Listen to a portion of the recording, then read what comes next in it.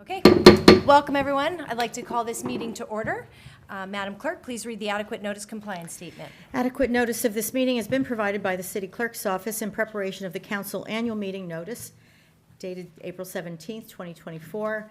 It was subsequently noticed on April 17th that we were moving it to today. I just want to note that for the record. And it was properly distributed and posted per statutory requirements. Please be advised that fire exits are to my right, your left, and at the back of the room. The city has a listening system to assist the hearing impaired. If anyone needs hearing assistance, please obtain the system at the dais and return it thereafter. Okay, roll call please. Mr. Boyer? Here. Ms. Hamlet? Here. Mr. Miniger? Here. Mr. Pulowski? Here. Mr. Smallwood? Here. Mr. Vartan? Present. President Allen. Here. Okay, we're going to say the Pledge of Allegiance. Reverend Harrield, would you like to lead us in the pledge? Okay. I pledge allegiance to the flag of the United States of America and to the republic for which it stands, one nation, under God, indivisible, with liberty and justice for all. Okay. Madam Clerk, please read the explanatory notices regarding hearings, comments, and closed session.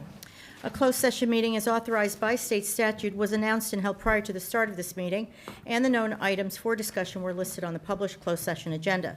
Please be advised that council meetings are broadcast live on Comcast Channel 36 and Verizon Channel 30, and rebroadcast on Thursdays and Saturdays on HTTV on Comcast 36 and Verizon 33.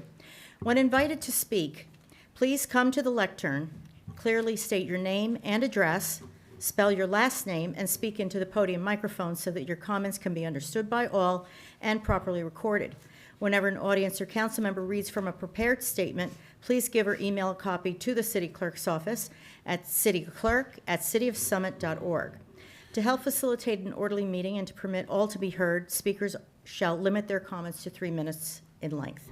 Thank you. Okay, do I have a motion to approve the minutes of our regular and closed session meeting on March 19th, 2024 and April 2nd, 2024? So moved. Do I have a second? Second. Okay, great. And I would like to also approve the minutes of the community forum of April 9th, 2024. I'm sorry, I just have a quick question. I know, for the minutes, Rosie, I know I owe you a statement. Is it okay that I still add that afterwards? It's still noted in the minutes. I just need your statement. Okay, I apologize. I haven't. That's gotten okay. to you. Okay. That's okay. Sorry, yes. That's okay. Do I have a motion? So moved. Do I have a second? Second. Thank you. Okay. All in favor? Aye. Any opposed? Motion carries. On to reports. Madam Mayor. Thank you. Earlier today, a few members of council and I proudly attended the groundbreaking ceremony for a research and development building at Kenview's new global headquarters, a pivotal event for Kenview and a momentous occasion for the entire Summit community. The event was attended by Governor Murphy and his team, Kenview corporate leadership, and state legislators, among others. In my remarks, I described Kenview's choice to establish roots in Summit as a key moment for economic growth, promising new opportunities and innovations within our community, underscoring Summit's growing reputation as a prime location for business. We extend a warm welcome to Kenview, anticipating a future of shared success and prosperity. It will be exciting to see the positive impact this new neighbor will have on our community. Each week, I record a new Mondays with the Mayor video. This week's update focused on bicycle safety and the importance of always wearing a helmet when riding a bike, no matter what age. While it is only legally required for people under the age of 18, I strongly recommend this for everyone. Next week, I will be focusing on Mental Health Awareness Month, which is in May, and what we have planned here in Summit.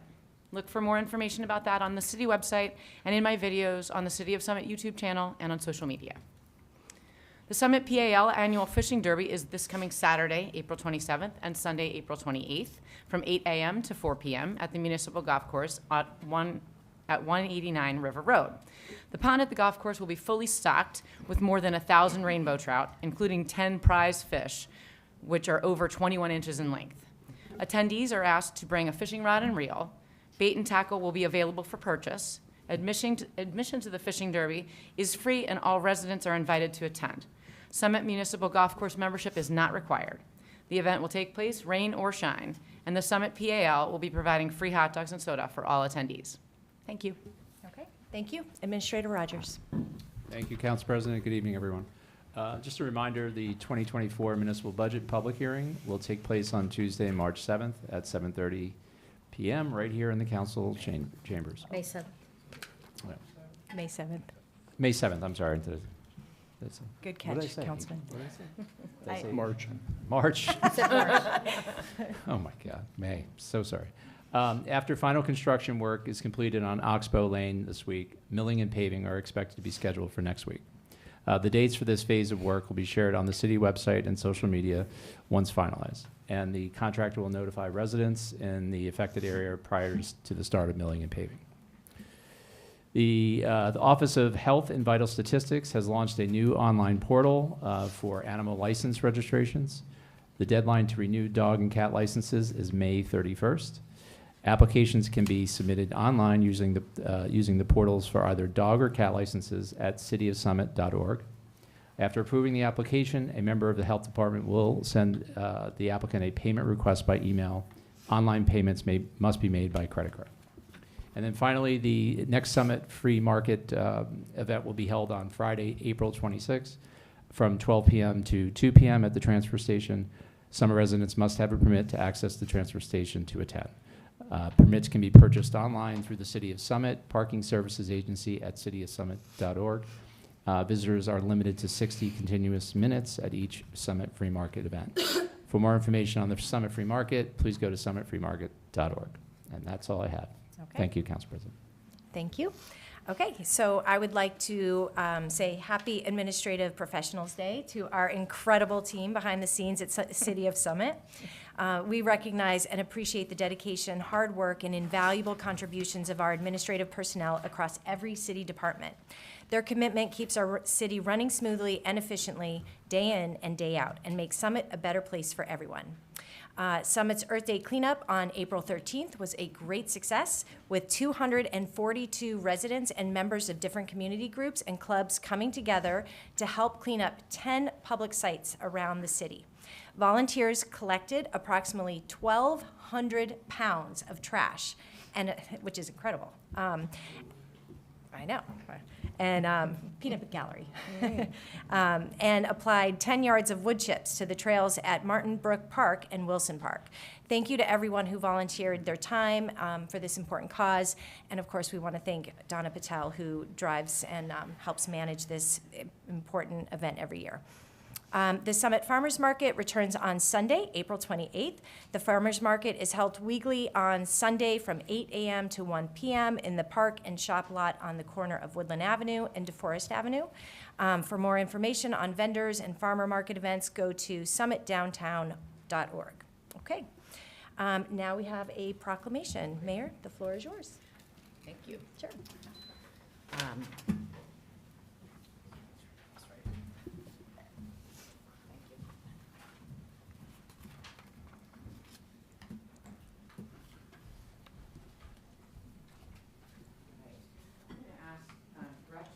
O'Brien and Laura Nanda from CASA to come forward.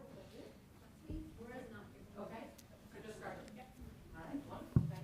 Where am I standing?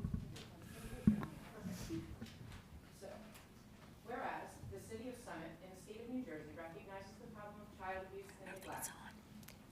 Yeah, I don't think it's on. Oh, well,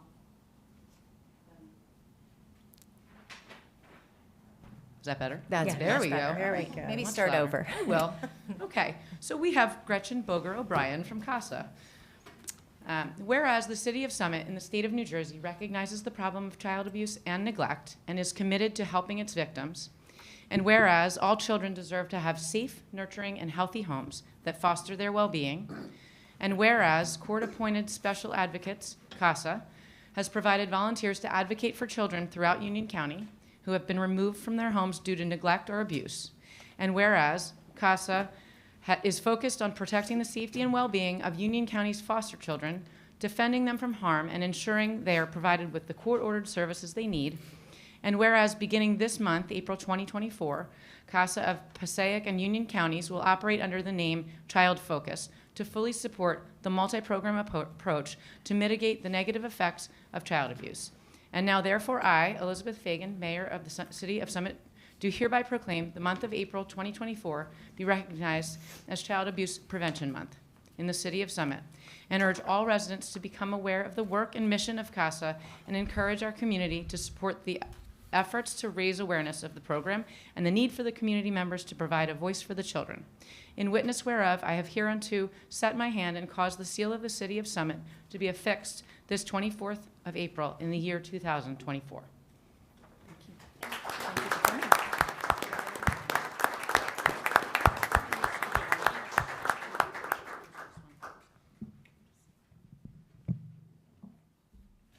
Short girl problems. I'm going to try to, okay, so my back to you, but I'm speaking to everybody.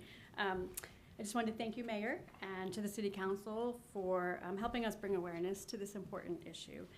I'm Gretchen Boger O'Brien, and I'm proud to work with the nonprofit Child Focus, and through which Court-Appointed Special Advocates program operates. I've been with CASA for 12 years and have been an advocate myself. And although my case closed years ago, the child actually was in foster placement here in Summit, and she's now reunified with Mom, and I send her a birthday card every year, and we're still in touch. Into the microphone. Sorry. So it's really a life-altering opportunity and a program, and we're thankful for Summit's contribution. We have advocates who live in Summit, we have funders from Summit, and we are working to reach all of the children in care. Just last year, we had just about 300 children in foster care, just in Union County, and hundreds of them still need a CASA volunteer. So they do not have an advocate yet. Children living in foster care are doing so through no fault of their own, but their lives are forever altered. The process of being removed from their family is traumatic, and these children have been through multiple abusive experiences that most of us can only imagine. One important aim of the CASA program is through advocacy in the family court system to mitigate the negative impact that trauma and abuse has on a child's life. Our hope is that through the support of a kind, caring, well-trained CASA volunteer, we will ensure each and every one of these children is on a path to a safe and happy home. We are proud to say, as I noted, that many of our advocates and funders are residents of Summit. Through this proclamation and through building awareness of the realities of child abuse right in our community, we hope that even more individuals from Summit will take the opportunity to learn more about becoming a CASA volunteer. We need you. We have hundreds of children waiting. We also really need men. I'm going to make that pitch. We welcome anybody to just come and learn more and potentially become a volunteer. And we thank you for this recognition during April. Thanks. Thank you so much. Thank you.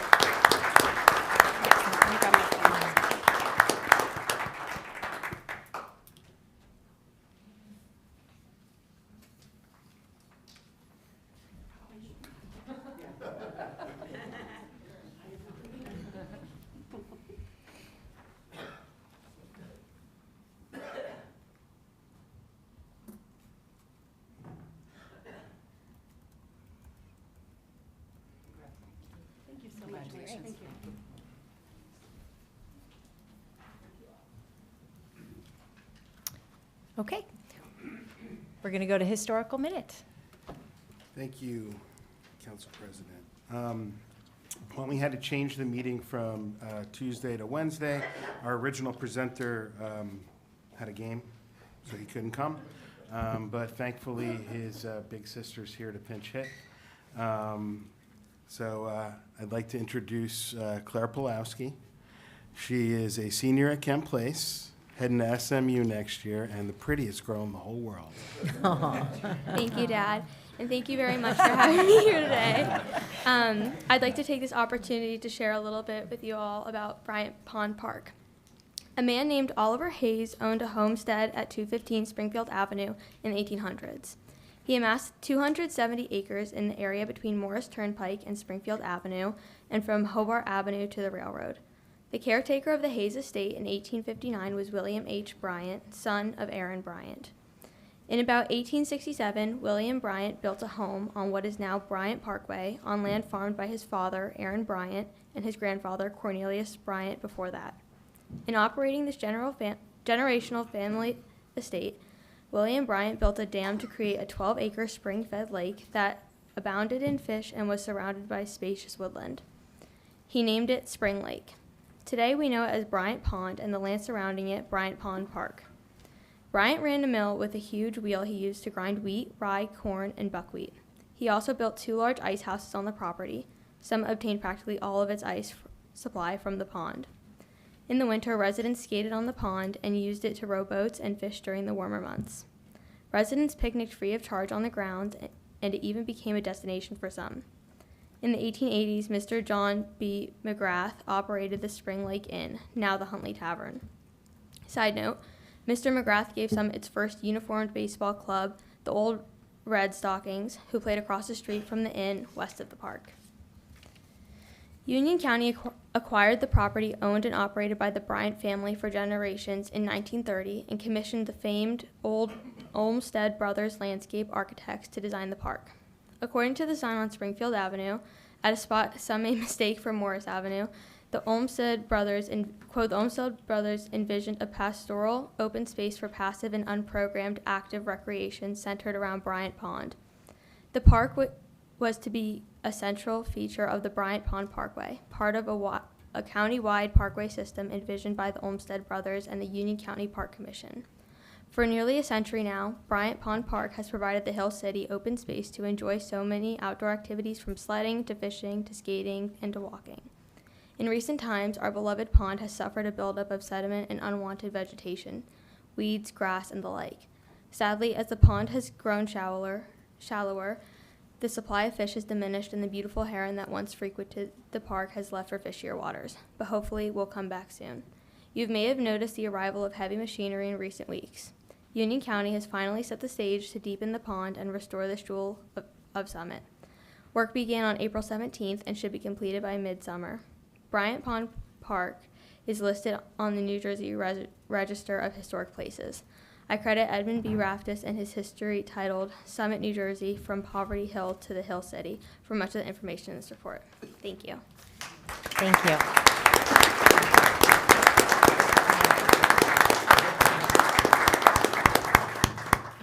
Excellent. Okay. So next we have a presentation on affordable housing from our city planner, Joe Burgess. He is a special master and a lifetime achievement awardee from the Blaustein School at Rutgers. Did I say that right? You did. Okay. And tonight, Joe is going to outline for us the planning process, which is going to be closing out of 2024, how we're looking ahead to 2025. And tonight, it's less about the law of S50, but how the timeline is going to play out from the new law that was passed. So just want to be clear on that. Yes, thank you. I just have one quick question. Yeah. Do you have this historic minute at all your council meetings? Oh, We tried to. That's fantastic. I've never seen that, and I've been doing this for 40 years. I've never seen another municipality do that. I think it's a great idea. We're special. thank you. Council, I will give Councilman Plowski credit. He really wanted to bring it back this year. So. And I was only copying what former council president Rob Rubino had put in place in the past, so. It's very, very good. Went to a much more mundane, but also a very serious topic. Just about a month ago, the governor signed into law new affordable housing legislation. It dramatically changes the way we deal with affordable housing and the process going forward. So I want to really touch upon two things. Just identify some of the major changes in the law, and then talk about the timeline, because it's a very tight time frame within which we have to take actions. The most significant, I'm just going to touch about half a dozen specifics of the significant changes. One is that legislation has formally abolished COA. Now, I know when I say this in other venues, people tend to applaud, but the reality is, when we look back on the first and second round of COA, which is the Council on Affordable Housing, which up until recently oversaw all affordable housing work in the state, we complained about first and second round initially, but I think now we're going to be looking back upon it as the golden age of affordable housing, because the regulations were about this thick, and it was pretty easy to manage. Now we've got close to 100 pages of legislation, and more is to come. Secondly, the legislation dramatically tightens the timeframes for various actions, and we're going to get into that in a moment. Critically, well, whereas historically municipalities were able to get a definite designation and complete immunity from affordable housing lawsuits once you got your housing plan approved. That is no longer the case. Right now, that has been replaced with something called presumptive validity. It's a much more watered-down version of your full and complete protection and immunity from litigation. And any interested party can now bring a challenge before what's called the program, and I'll get into that in a moment, alleging that despite the issuance of a compliance certificate that you would now get, that either your town's determination of what your affordable housing number is, or your housing element and fair share plan itself, or the ordinances implementing the housing plan are in violation of the Mount Laurel Doctrine, and then you would be fighting with those litigants, not in the court, but before the new organization called the program in the statute. Now, the legislation also imposes significant new costly responsibilities on the part of municipalities. A lot of it has to do with data gathering and responses to challenges and how you deal with that. It also imposes significant new limitations on bonus credits that we've all been able to rely upon in the past.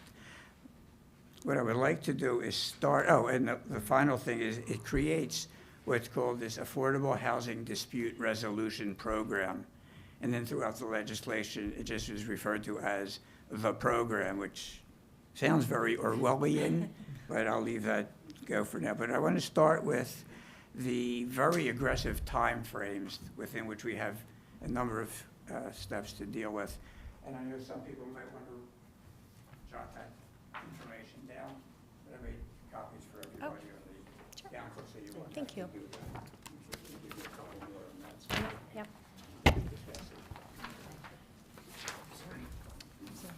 Do you have enough?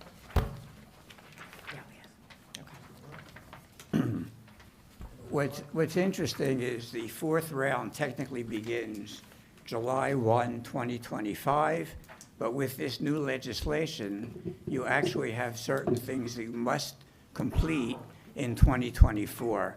And it starts off with, by June 18th of this year, you are obligated to provide DCA, the Department of Community Affairs, with a detailed accounting of all non-residential development fees that you've ever collected. And in this, you see some of the details that have to be provided. By mid-September of this year, you have to do the same thing for all the residential development fees that you've collected. Now, I think Matt and his office are going to be instrumental in helping putting all that together. I hope Matt is still here. Matt, you're going to be very busy. I appreciate that. Also, by September 16th, all municipalities are going to now be required to provide DCA with a whole host of additional affordable housing information about what you've accomplished in the past, and they want it broken down into categories that we've never had to deal with before. So it's a lot more detailed in terms of characteristics on housing types, tenure of housing, affordability levels, the number of bedrooms in the affordable units, the date they were approved, and occupancy restrictions that you may have imposed on these units.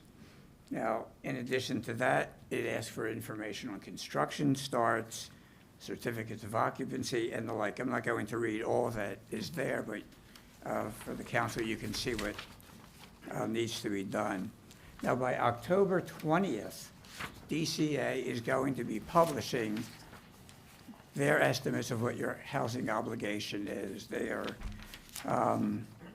what's interesting, it's a non-binding assessment of what the number is, because you as a municipality then have an opportunity to examine the information and decide whether or not you want that number adjusted. Now, by January 31st of 2025, you are obligated to adopt, and it's the council that would do this, adopt a binding resolution setting forth either your determination that DCA had it correct, or what you think a new determination of the number should be. Now, interestingly enough, within 48 hours of that determination, you are obligated to file that information with the program. And the legislation actually says that if you don't do it within 48 hours, you lose your immunity until you prepare your housing plan. So it's critical that we file that information in a timely manner. By February 28th, any interested party may file an action with the program challenging the municipality's adopted fourth round obligation. If there are no challenges, then on March 1st, the municipality's agreed upon fourth round number is in fact established by default. However, if there are challenges, then the program is required to make a determination on such challenges by the end of March. Now, every professional planner and lawyer involved in affordable housing is questioning this. I will tell you that under the third round, approximately 400 municipalities participated in the third round. I know for some of the towns we represent, and I'll cite Parsippany as one, we had over 15 objections to our plan. And it took years to resolve. Now, this legislation says the program's going to resolve all objections statewide in 31 days. I'm surprised there wasn't more laughter at that. But, that's what the regulations say. By June 30th of 2025, you are required to adopt your housing element and fair share plan. And within 48 hours, you are obligated to file that with the program. And if you don't, you lose your immunity. So there's steps built into this process that are designed specifically, I think, to hurt the municipalities. But you have to pay attention to these time deadlines. By the end of August of 2025, any interested party can then file an objection to the plan, and then you would again appear before the program to try to resolve any disputes that you may have. And if all goes well, by March 15th of 2025, or 26, excuse me, you will have adopted all the zoning ordinances and implementation mechanisms designed to implement your housing element and fair share plan. I'm going to be sitting down with Matt over the next couple of weeks to iron out exactly what information has to be provided by June and then September, so at least we'll get started on the process. Now, in addition to that, I just want to touch upon one or two other issues. In terms of the process, DCA, as I said, is going to prepare housing need numbers for your housing region, and it's a 4-county region. As you know, it's Essex, Union, Morris, and Warren County. And then they distribute that affordable housing obligation to all the municipalities in the region. And there are 98 municipalities that get the number distributed. They also will determine what your municipal present and prospective obligation is. And this will have to be done, as spelled out in the regulations, in accordance with the Judge Jacobson decision in that Mercer County case where she had a 41-day trial analyzing what the proper methodology should be.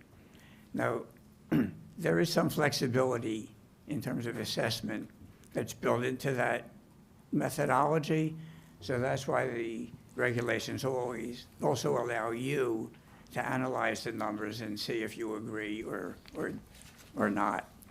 Now,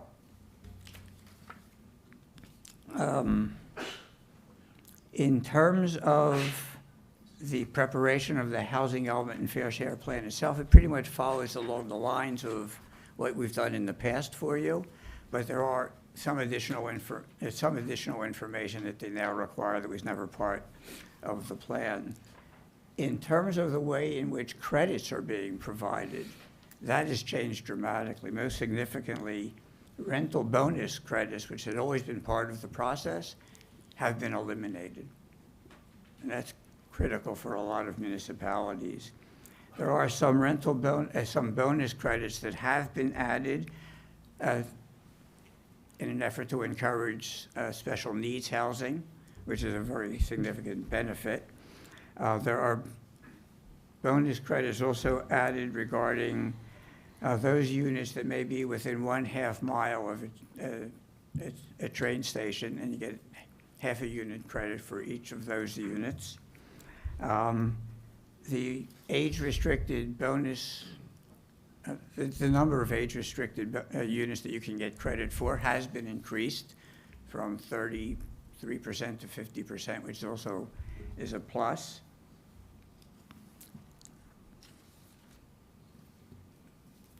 There are some gray areas that still have to be ironed out in the regulation. I already mentioned one. There's a few others which I won't bore you with. But in summary, there is a lot of work to be done. And let me just tick off what we need to do. And it's important for the municipality to be very proactive in this regard. For example, one of the things we will have to do is start by evaluating our third round plan and decide what has worked and what hasn't, because that's one thing that the new regulations say you might have to adjust if you find that there are certain components that haven't been generating affordable housing. You have to gather the information on your housing trust fund monies and identify it, as I had said earlier. One of the things I have suggested to other municipalities is start immediately by preparing all the background information. There's a lot of census data, demographic information that has to be included in the housing plan that is easy to do and get out of the way. So when the housing numbers are published, we can hit the ground running trying to figure out how are we going to address that number. One of the things I also suggest is let's look at our vacant land adjustment. We undoubtedly know that whatever the number is that DCA publishes, it can be adjusted downward because we just simply don't have sufficient vacant developable land to accommodate a large number. So we should look at what we did for the round 3 plan and see where it has to be adjusted.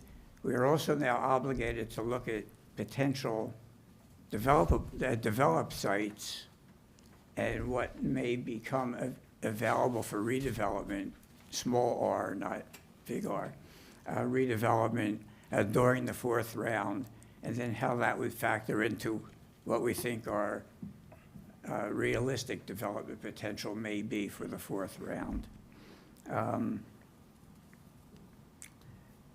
One other factor that you should recognize is there's the state plan is about to be published with a new state plan is going to be published within about a month's time. There's a cross-acceptance process that's built into that process that affects your affordable housing issues. And the most significant thing for you is to understand that you must file with the county that you want to get involved in the process. And the importance of that is because it's the county that does the negotiation on your behalf with the state. You do not get to negotiate with the state directly. So in previous years, that was also the case. It was shocking how few municipalities actually participated. But the benefit is that if they certify your plan, the way you're consistent with the state plan, you are able to participate in a lot more funding programs in comparison to those municipalities that aren't participating.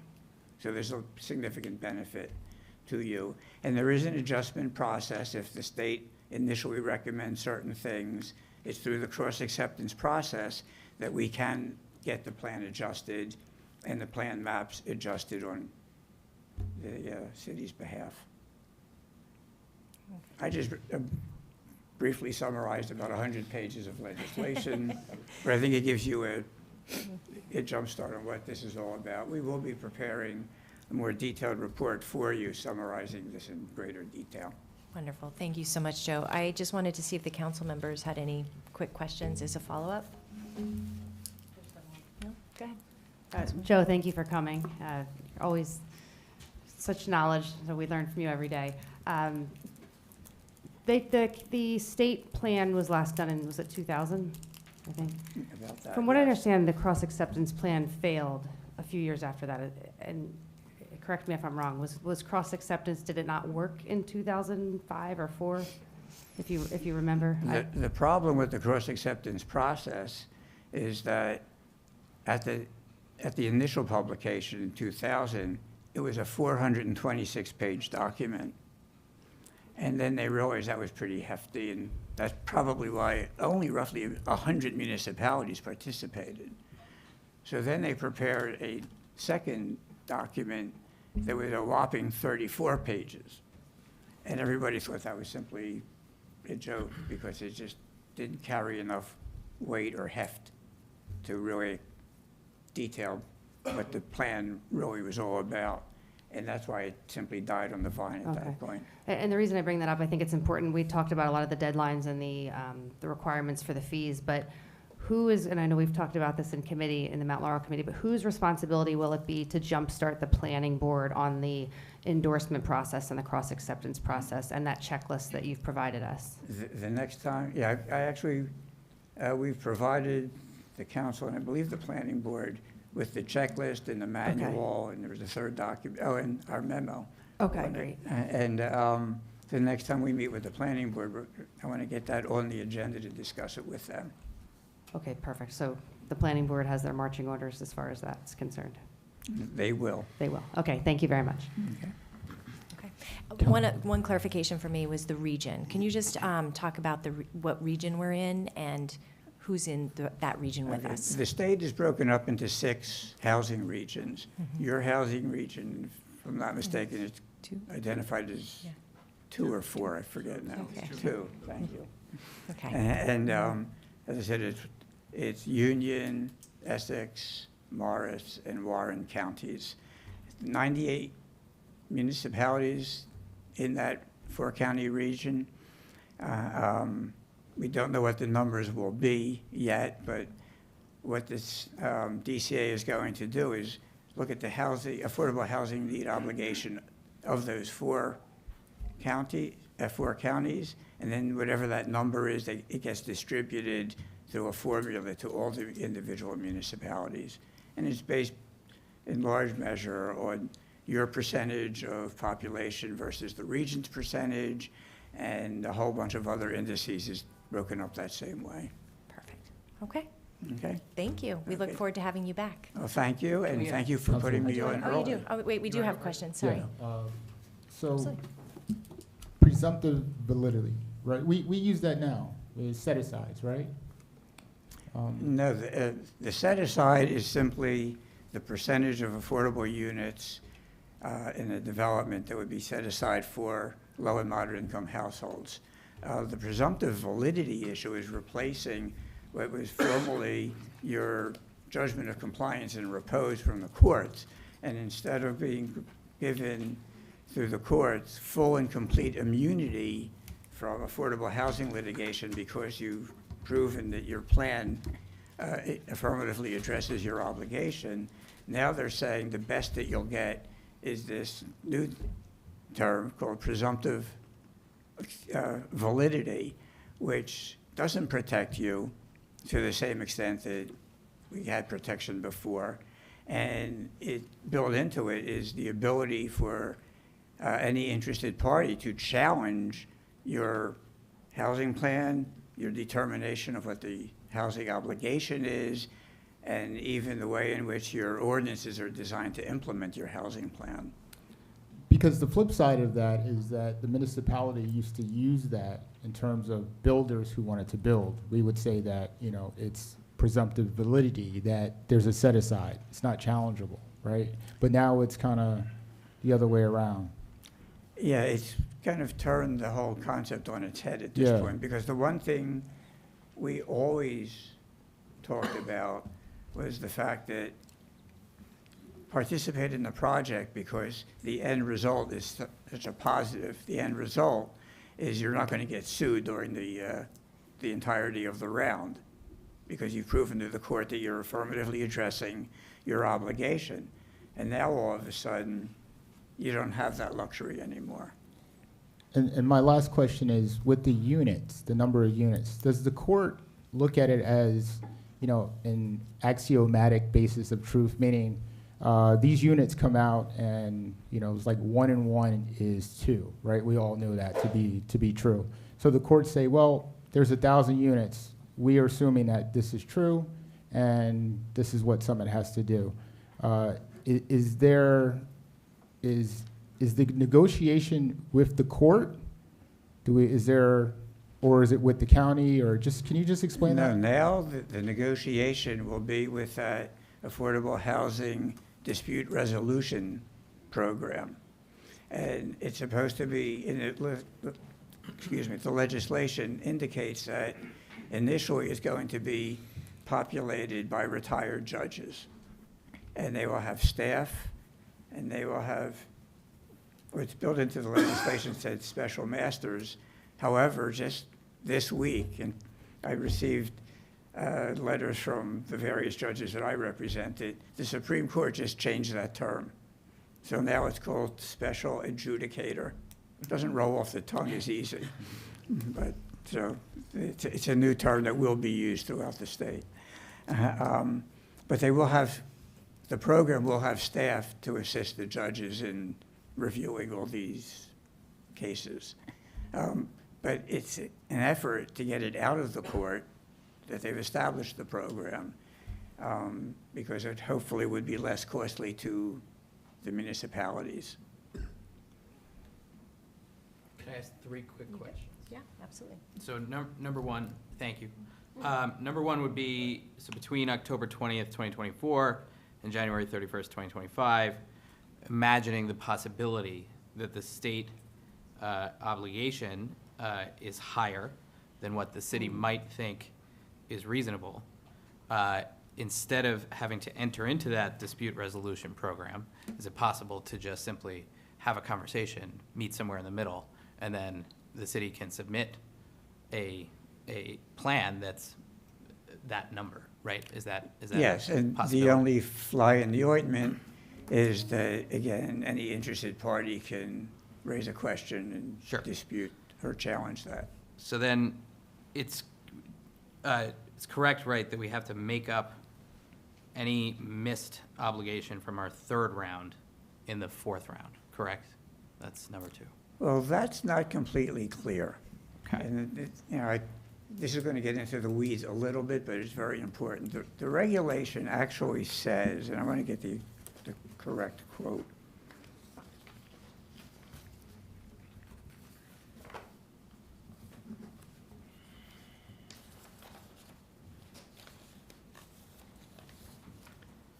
And, I gather there's a bunch of lawyers here in the room, so. Vacant land adjustment towns, you have to identify sufficient parcels likely to redevelop during the current round to address at least 25% of the prospective need obligation that has been adjusted.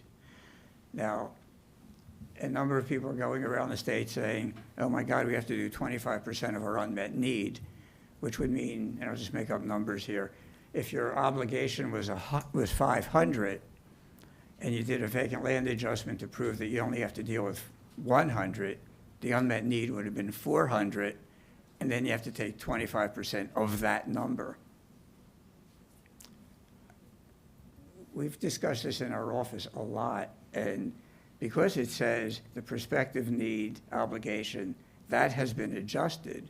If you adjusted your affordable housing obligation through the realistic development potential down to 100, I think it says you then take 25% of that number. So there's this dispute that we've started in the field, and at some point it will be resolved. But I think that's more realistic, because if you've already proven that you don't have enough vacant land to address your large number, why would you then have to take 25% of that large number when you've already proven that you don't have enough land to deal with it? So that's a significant issue that has to be resolved. The regulation at the moment is not yet clear. Okay. I guess that largely erases the need for the third question. I guess my comment would be, I guess it should be our focus that we should meet our obligation for round 3, regardless of what's coming in round 4. And then just one final quick question is can the same interested party challenge our obligation twice?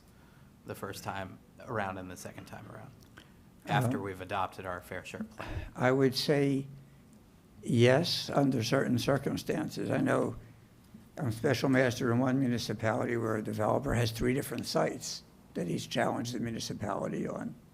I'm assuming that's, Well, yeah, okay. Yeah. Thank you. All right, that's it for me. That's it? Thank Okay. you. Wonderful. okay. Well, thank you again. Thank you. Thank you. And thank you again for putting me on early. Have a Okay, good night, drive home everybody. safe. Okay. Thank you, Joe. Thanks. Thank you. Bye, Joe. Thank you. Okay. At this time, we're going to move to public comments. We welcome comments from any member of the public about issues not on tonight's agenda.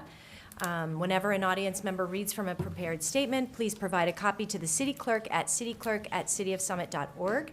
To help facilitate an orderly meeting and to permit all to be heard, please speak once and limit your comment to 3 minutes. Additionally, we need you to state your name and home address. If you're speaking on behalf of a group, please still state your home address along with the address of the group you're representing. Okay? Council President, respectfully, could I ask for a bathroom break, please? Sure. Thanks. Yeah, okay. We'll take 5. Appreciate it. That's Thank fine. you. Go ahead. Does anyone else?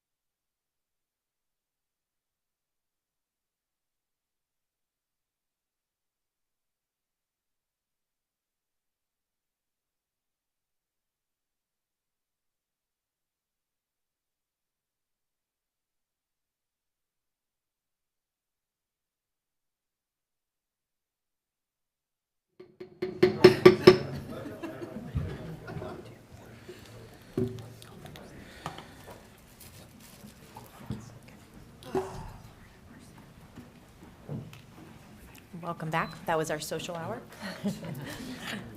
Okay, do I need to read the public comments again? No, I think we've opened the comment. Okay, we're opening up public comment. Sure, come on up. Is there a timer, or should I time myself? We have a timer. Oh, that's cool. Okay. My name is David Hoffman. I live at 1 New England Avenue at the Manley Court Apartments. Very manly. I'd like to thank the opportunity to speak to the council, all of you. One quick note. I noticed that we're looking at a resolution for the homeless, and it's a dire problem. And ironically, we're talking about affordable housing. I hope that's approached not in a demeaning way, but in a way that shows dignity and compassion. I love living at Summit. I adore Summit. And it's a place where people should be able to come and afford to live. Anyway, that being said, now, the firehouse. What to do with the firehouse? The new one is being built, and it is big. It's the biggest firehouse in the area, and we can proudly say that my firehouse is bigger than your firehouse. But what do we do for the people 365 days? We have a beautiful community golf course subsidized with tax dollars, and it's wonderful. We have a town pool. We have schools. We have a gymnasium down by the old Celgene place, all wonderful facilities. But we can do, I think, something magnificent in the center of town here. We can create a recreation center for seniors in the morning, for kids after school, you know, for the kids that run into town and besiege CVS and 7-Eleven. They're not in the clubs, they're not in the band, they're not doing the plays, but they're looking to congregate and be with each other. And I was thinking a nice recreation center where they could play, where they could meet, eat, and play would be a wonderful thing. That would be after school. And for the evening, for adults, now what do we do when we really want to meet, eat, and play? We bowl. I'm not sure how many of you remember bowling when you were kids, but it was a wonderful activity. And it's a social activity and something to get people out of their basements, away from their video games, and playing with each other. You know, there could be leagues at night for empty nesters, for firemen, for teachers after school. There could be a pro shop where the guy gives lessons and the kids learn how to actually bowl and not drop the ball on the alley. The alley itself could be covered with a hardwood floor. It might be for ballroom dancing. There could be all sorts of things available with imagination, vision. There could be arcade. There could be a game room on the second floor with chess. Imagine a Summit Chess Club. Anything is possible.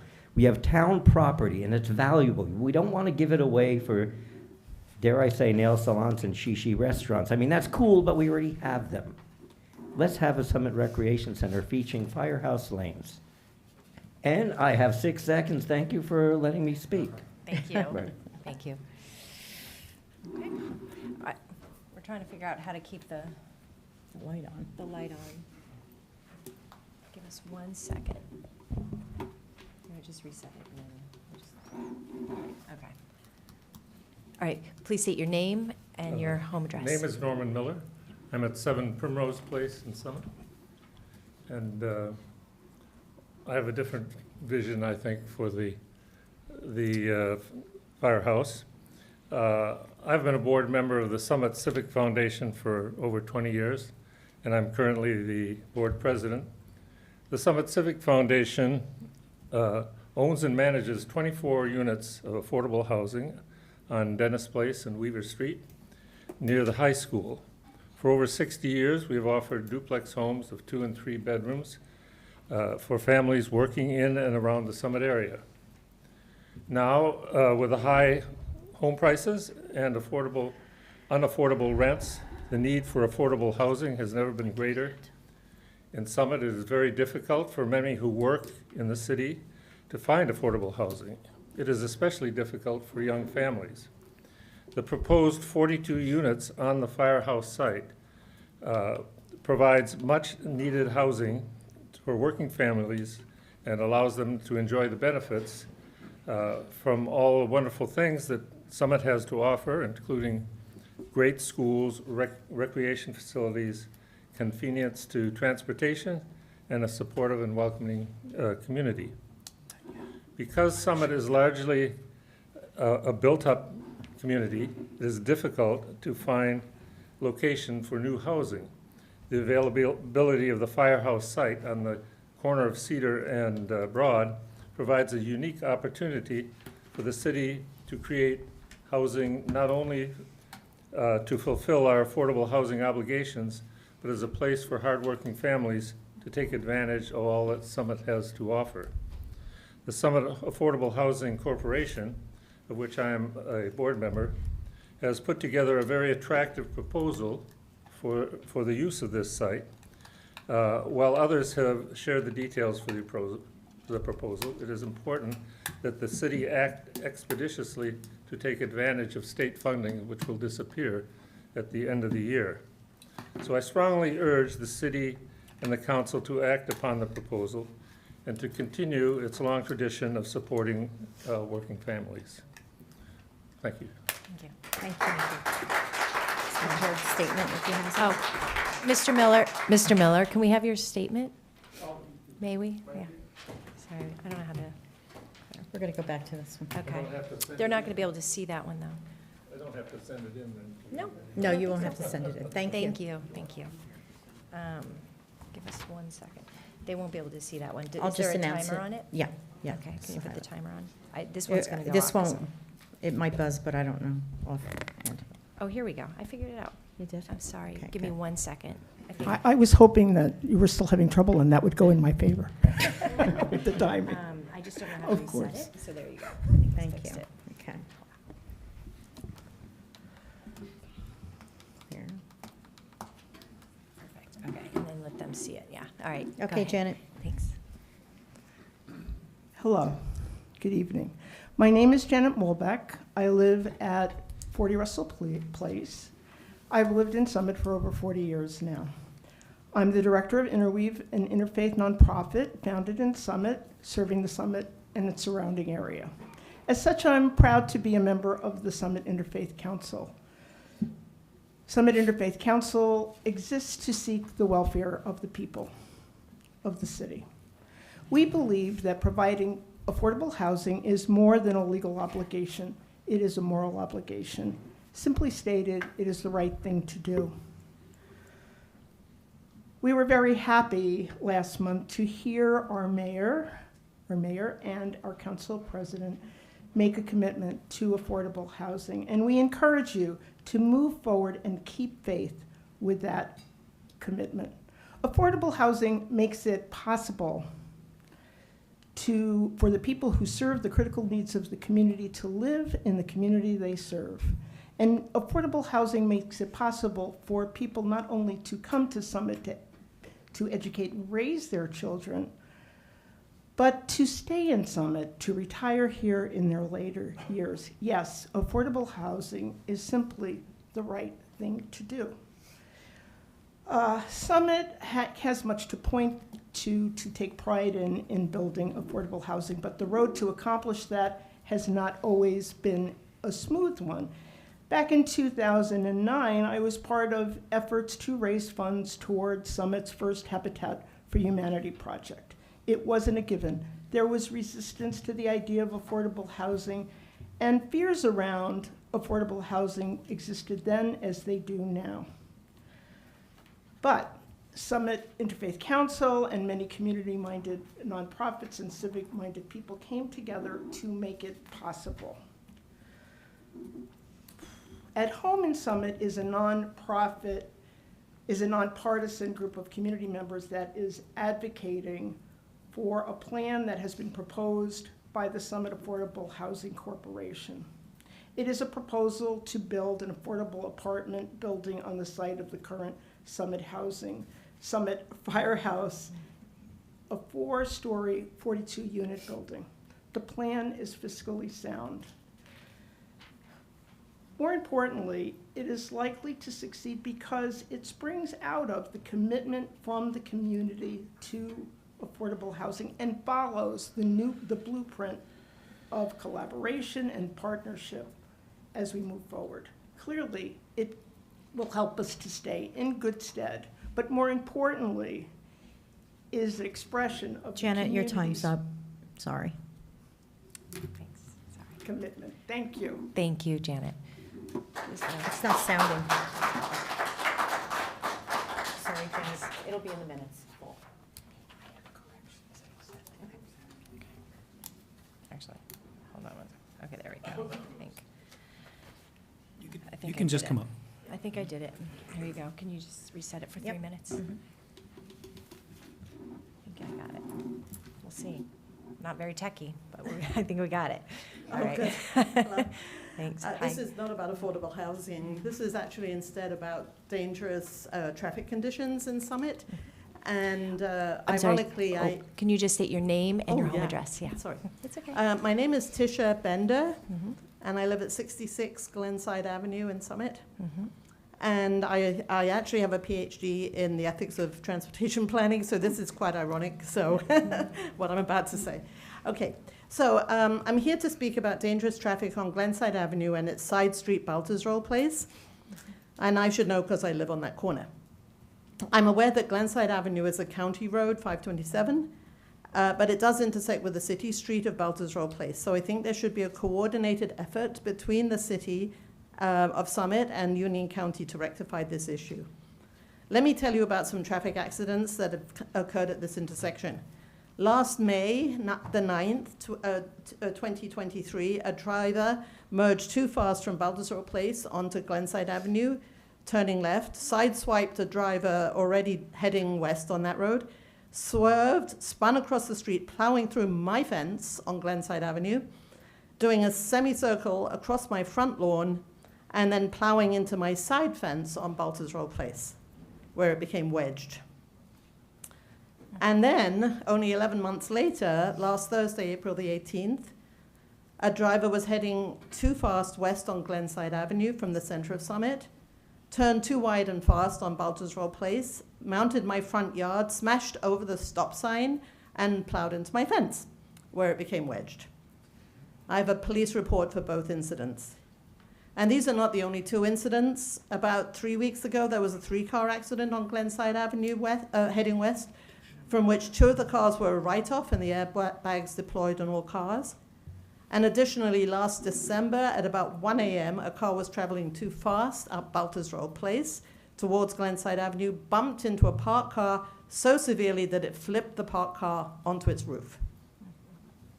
And several years ago, the pole supporting the power lines at this intersection of Glenside Avenue and Baltusrol Place fell down as it had been bashed by an 18-wheeler truck coming up Baltusrol Place and trying to turn the corner onto Glenside Avenue.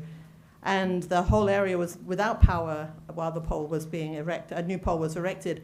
Now that so-called new pole already has a crack all the way up it from being bashed by other trucks. And a tree that had been across at the opposite corner, 25 Baltusrol Place, was hit so frequently by these 18-wheeler trucks, unable to turn easily from Baltusrol Place to Glenside Avenue, that the tree was dangerously leaning towards my house and had to be chopped down.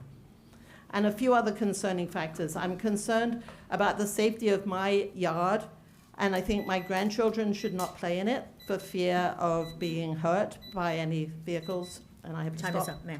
I'm All sorry. right, Okay. thank you. All right, thank you. We will take your statement, absolutely. And we wish will you make sure would. that, yeah, Thank you and that so safety. It'll be in its entirety in the minutes. Yeah. Oh, good. And you'll hear back from us. Thank you very much. Thank you. Thanks. And I do have a neighbor who wanted to talk about the same issue, so. Sure, yeah. She'll she raise can her come hand. up. She'll be recognized. Oh, was I supposed to raise my hand? Sorry, I didn't raise my hand. Is that the new rule? Is it okay if I'm up It's here? okay. Okay, great. Just- Hi, Amy DeCibio, 1 Essex Road. First of all, thanks for the big cleanup day. I think that's awesome that happened in town. I think the amount of trash is alarming. This is something that I've talked to, many people over the last few councils about, and I'm just wondering if perhaps there's a possibility of an ordinance that would limit the businesses downtown from putting trash at the curb every single day. And perhaps an ordinance that requires a dumpster behind buildings, because Springfield Avenue and Summit Avenue are, you guys all know, they're wind tunnels. And if it's a windy day, no matter how much someone packages their garbage or their recycling, it blows all over the place. I'm always picking up stuff when I walk through town. I live not far from town. I can get to town and fill a garbage bag. I do that frequently. So I just think maybe it's something that we could take a deeper dive on. It's just not really working the way it is, and it's great that we have a cleanup day, but once a year isn't enough. And I don't feel that on a regular basis we're really maintaining tree wells and curbs and sidewalks. It's just all over downtown. So thank you. Thank you. Okay. Council President, I would just request if Ms. DeCibio would kindly put that in writing and send it to us Yep. by email. Okay. And then I'll refer it. Okay. Thank you. Thank you. Daniel Jackson, 28 Morris Avenue. I've been in contact with Anita Musica about this Bryant Parkway situation. I understand that she's written to some council people. But I wanted to comment on what Councilman Vartan said. He said that the 3 reasons that Bryant Parkway was made one way was speed, volume, and safety. And I certainly think if we were to make streets one way based upon speed, you would just have chaos. As far as volume, that can be important, but I see it as some people saying, there's a lot of volume on my street, give it to somebody else. That's not really fair. And then there's the issue of safety, and I think I had given some examples the last meeting of traffic safety necessities in the area. And I would just ask, why would it have taken 7 years to get to this point if there really was a traffic safety necessity? And for the streets that are getting the load now, the Morris Avenue, Broad Street, Orchard Street, all the intersecting streets, do they not care about volume? Do they not care about safety? Do they not care about speed? They absolutely do. And this traffic, which is now being diverted, is causing a hardship. And the City of Summit knew it. How do I know that they knew it?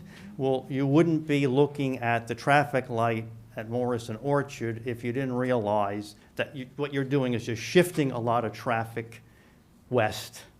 And Councilman Vartan mentioned that there was over 3,000 cars that were on Bryant Parkway. That's why we had to do it. Well, where does let's just say that the one-way cuts that in half and you have 1,500 cars. Where do they go? You have 1,500 cars that are then going to other major streets that are very busy and residential. That's not right. How do I also know that the City of Summit knew what it was doing? There was a very, very clear map in the August 16th, 2023 tap into, and I would recommend everybody just look at that, where it shows that the one-way is going to shift a lot of traffic onto, it says there's a caption, diverted traffic, right on Morris, where I live. I live right around the corner from Anita Musica, and then onto Orchard.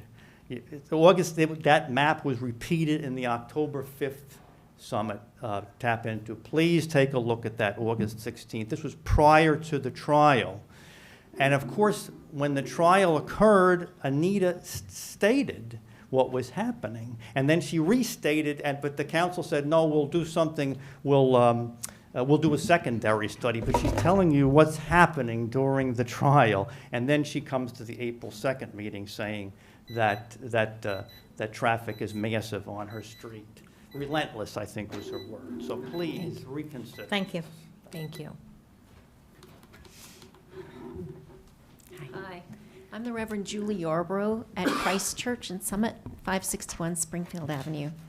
I would also like to speak in support of the affordable housing plan put forth by the Affordable Housing Corporation and supported by the members of Summit, the At Home in Summit group that has sprung up in support of this plan. It's, as you know, to build 42 units at the site of the firehouse and 7 Cedar Street. And there's a time pressure to, if you're planning to go with this plan, if you're planning to adopt this plan or to look at it seriously, there is a time pressure to adopt it so that as soon as possible, so that the money that is available can be used. If the money isn't used by the end of this year, it reverts back to the federal government. So I encourage you to seriously consider adopting that plan, and I think it'll make significant progress toward fulfilling the state mandate, and it's also the right thing to do. Thank you. Thank you. Can I have your statement? Or, I just have notes. Okay. I can type Oh, something you up can, if you want. all right. Okay, that's fine.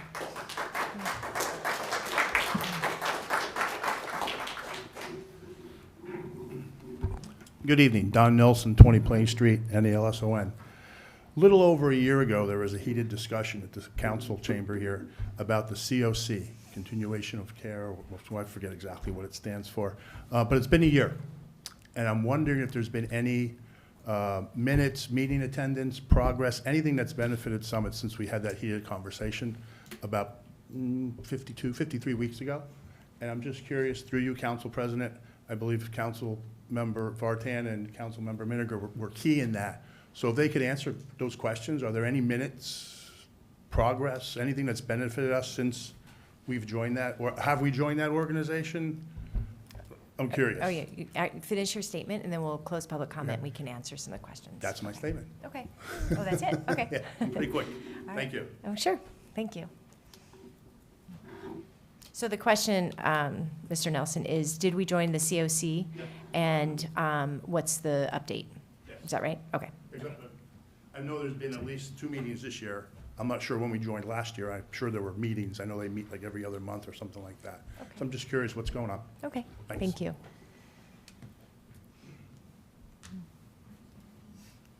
Sure. Yeah, come on up. Ariel Williams, 68 Glenside. So it's late and we all family, so I won't harp on what's already been said, but I do echo the comments about trash, and I do want to also just echo my neighbor's comments about traffic and traffic safety on Glenside Ave. Glenside Ave, although it's a county road, it's truly, as a resident, it feels as though it's become a highway. It is not an exaggeration to say that people drive upwards of 60 on that road. I have a 2-year-old. My neighbor has several grandchildren. You cannot be outside and feel safe. And that is wild to feel that way in Summit, a small, tight-knit community. I have video footage of all of the accidents, which my neighbor has spoken about today. They are frightening. It is not an exaggeration, again, to say it's very possible that the next time someone drives into her front lawn, they could hit her house and hit her in it. And it's not an exaggeration to say that me being next door, it could happen to me. It could happen to my cars. It could happen outside when I'm with my daughter. So anything that we can do as a community, I don't want to harp on the problem, but I want to help to find solutions. Anything that we can do working together to find whatever we can do. A traffic survey, which was done similar to Bryant Park. Anything to, again, find solutions to make this road safer for our community. It's become a bridge between 78 and 22, and it's really not a road that's frequented by locals anymore. It's become a pass-through. And so, again, just want to bring light to that and the safety. I mean, there are traffic incidents that are happening. People could die, and that is truly the next step. So just wanted to echo the comments and thank you for the opportunity. Thank you.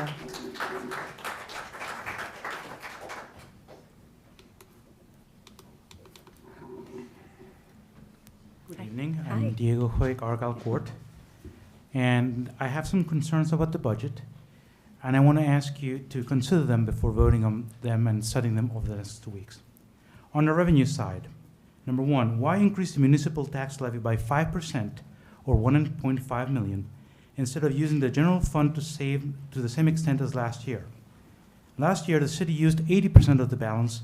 This year, the starting general fund balance increased 16% versus last year to a record $11.7 million, but yet the plan is to use only 70% of it.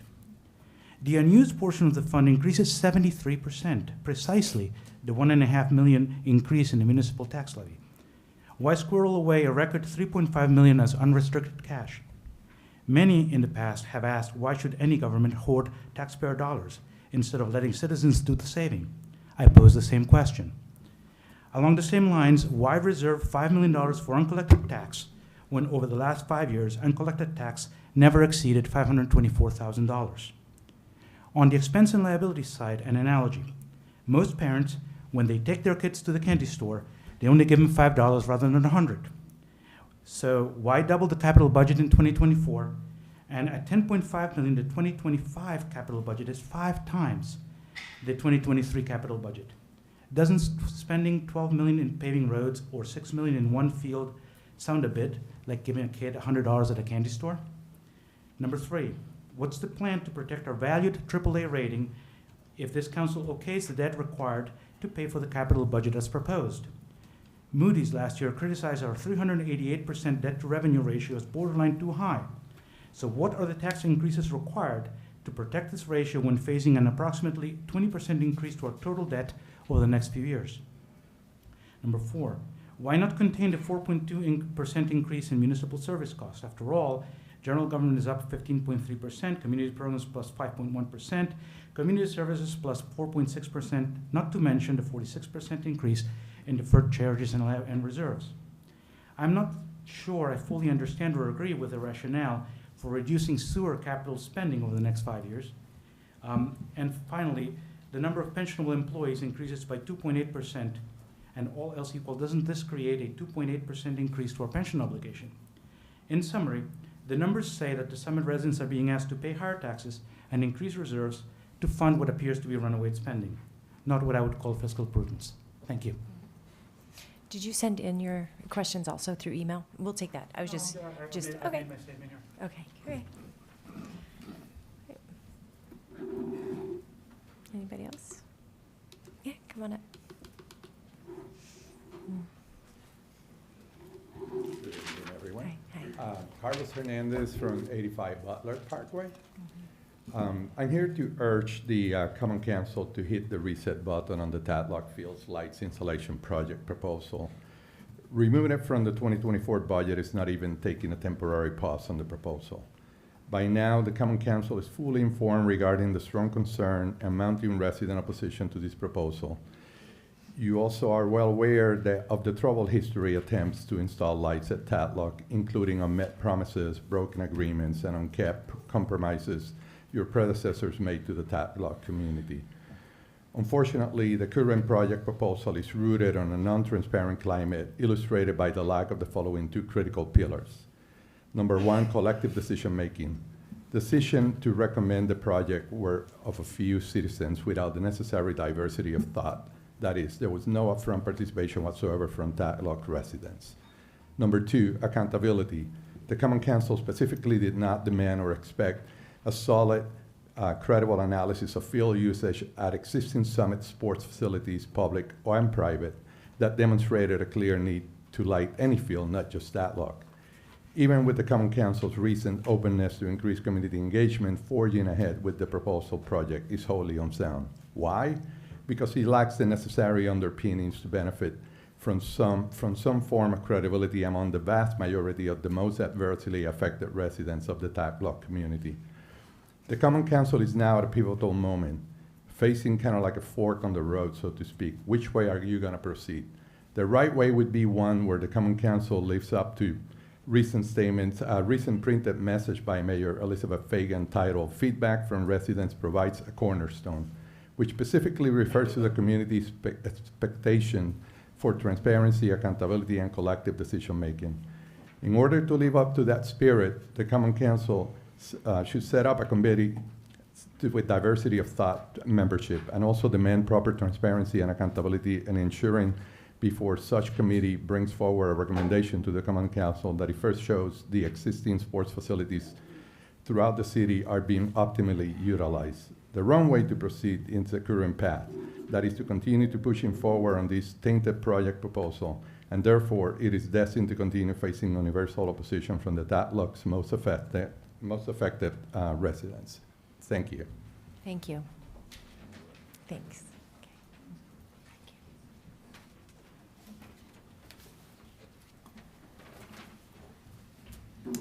Henry Bassman, 18 Hartley Road. Lights at Tadlock. On October 2nd, 2018, Elaine Anderson, then presiding officer of the Summit Department of Community Programs Board, told Common Council, quote, "Field space shortage was identified in the 2006 Field Master Plan, and there is a shortage of space or fields are not available." But no facts were given to support her claims. In March 2024, Mark Ozorowski said, quote, "We always have had problems with field allocation. Sports continue to grow and overlap. We don't have the fields to accommodate all the activities." Again, no facts were provided. In both presentations, a slide showed 20 recommendations to increase field availability. Of the 20, 7 of them affect Tatlock Park. Only 2 recommendations would affect Memorial Field, which is the only other large field the city owns. And one of them is to erect lights. Why wasn't that on the 2024 proposal? In 2018, Ms. Anderson said, "Each recommendation was evaluated for estimated cost, impact to neighborhood, implementation effort, impact to the field situation, and overall possibility and probability." Have any of you seen a report of that evaluation? I haven't. After the 2018 presentation, Council member Mike McTiernan asked, "Has the board done any initial community outreach around some interest from a different neighborhoods?" The interest would be lights on some of the fields. Ms. Anderson responded, "We have not done community outreach on them. We've worked with the sports presidents who represent the communities around the fields." So the only people consulted on the impact of recommendations were people with a vested interest in implementing them. A 2018 recommendation was to modernize the Anderson Fieldhouse. Mr. Ozorowski reported that the update of the Anderson Fieldhouse would go to bid soon. Has anyone shared the design with Common Council, with the people of Summit, or even with the Tatlock neighborhood? The Tatlock Lights project should not go forward until we have fact-based information rather than claims without substantiation by groups that would benefit from the changes. This project should be halted until a full 4-season audit of all field usage is made. And I say usage, not what the sports clubs request. You are responsible for judiciously spending taxpayer money. You have an obligation to learn the facts before allocating city funds. Thank you. Thank you, Henry. Incidentally, Yes. I don't go with that modern technology. I use my old stopwatch. Stopwatches TV are great, aren't It's they? much easier to use. Yes, you're right. You're right.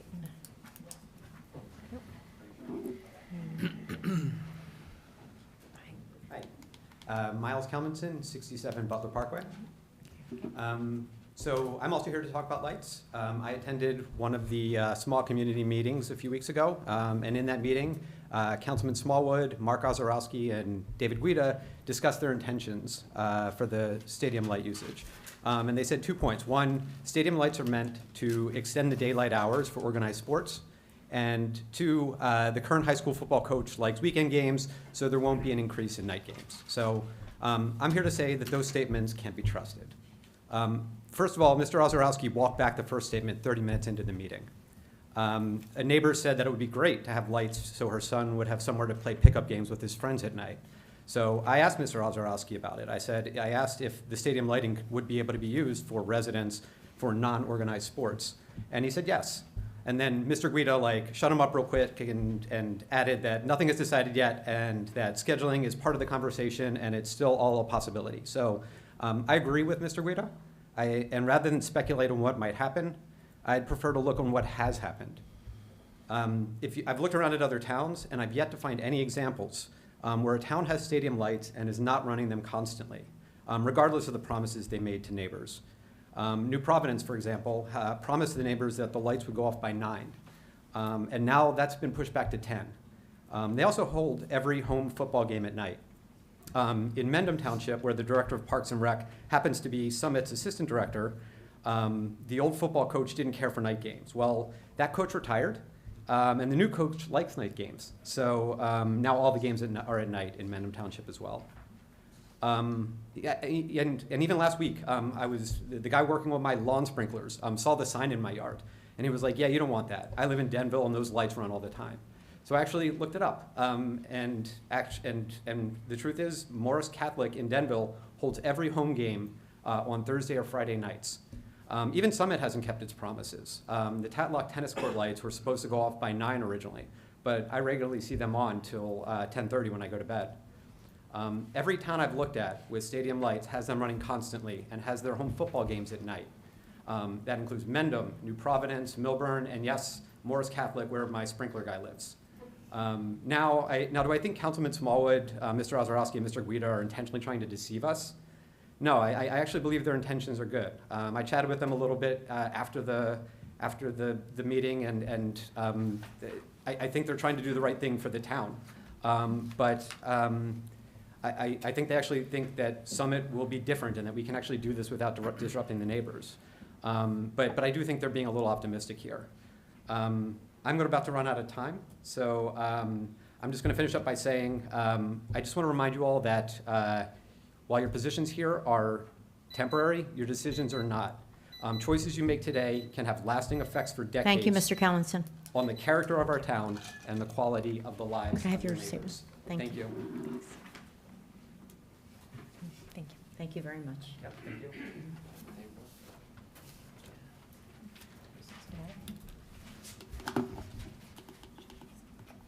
I'm waiting for the time to set, but I'll be short.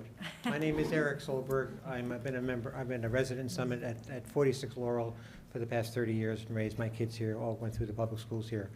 And I love Summit. I've been coming to council meetings for the past couple months to know about the affordable housing, which is very near and dear to my heart. I'm part of the At Home at Summit group, and I've been waiting, and I thought I'd hear it today. What is the status of the Mount Laurel Committee's recommendation? What plan is being done? I think it's being done behind closed doors, and I would like to know what's happening, and I think the public wants to know what's going on. And so I'm asking for a timetable of when we will know more about what the recommendation is from the Mount Laurel Committee. Thank you. Thank you.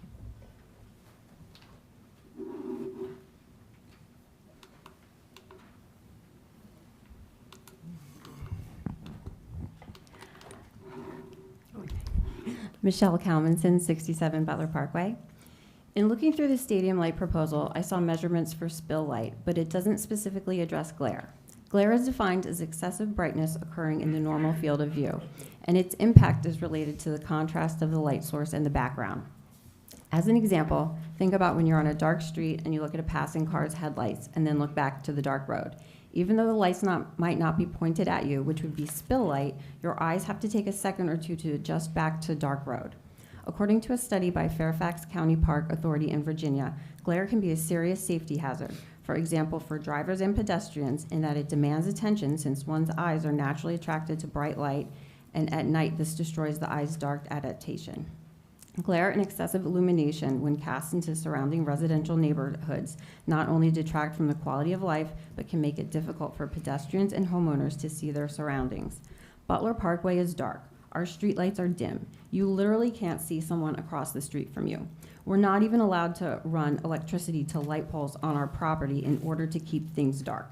If stadium lights are put in, the contrast of the lights with the dark street combined with the reduced visibility due to parked cars and increased traffic is going to cause a huge safety problem for people walking dogs or walking to Magic Fountain. To make it worse, as Miles just said, it's pretty likely that night games are going to increase over time, like they've done in every other town with stadium lighting. We also just saw the chaos that happens with larger events at Tatlock a few weeks ago during the track relays event. And on top of the usual chaos, night games bring another problem to the mix: drinking. I won't ask for a show of hands, but I'm sure many of us in this room have had a drink or two at Friday Night Lights. So now we have the perfect storm. We have a dark street with glare from stadium lights causing people to not be able to see their surroundings. We have traffic and parked cars that reduce visibility and prevent emergency vehicles from getting through. We have a large number of cars and pedestrians on a couple of streets that are not meant to handle it, and many of those pedestrians and drivers have been drinking. If stadium lighting is installed, how does DCP and council plan on ensuring the safety of community members? Many of you up here ran on a platform of safety.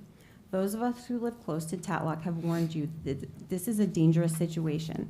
Are DCP and council prepared for the lawsuits you'll be faced with when a child gets hit or someone dies because emergency vehicles couldn't get through in time? Thank you.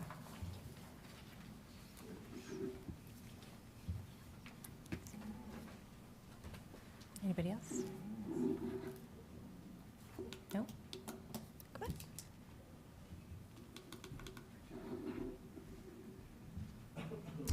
Hi, my name is David Helmuth. I live at 211 Kent Place Boulevard. I have two unrelated matters that I'd like to bring to the attention of the mayor and the council. I'll keep all of my remarks underneath 3 minutes. The first remarks I have are related to the police department's drone program. All of my remarks assume arguendo that all of the benefits of the drone program, as explained in the news articles I've read and the other public hearings and statements I've read and watched, are true.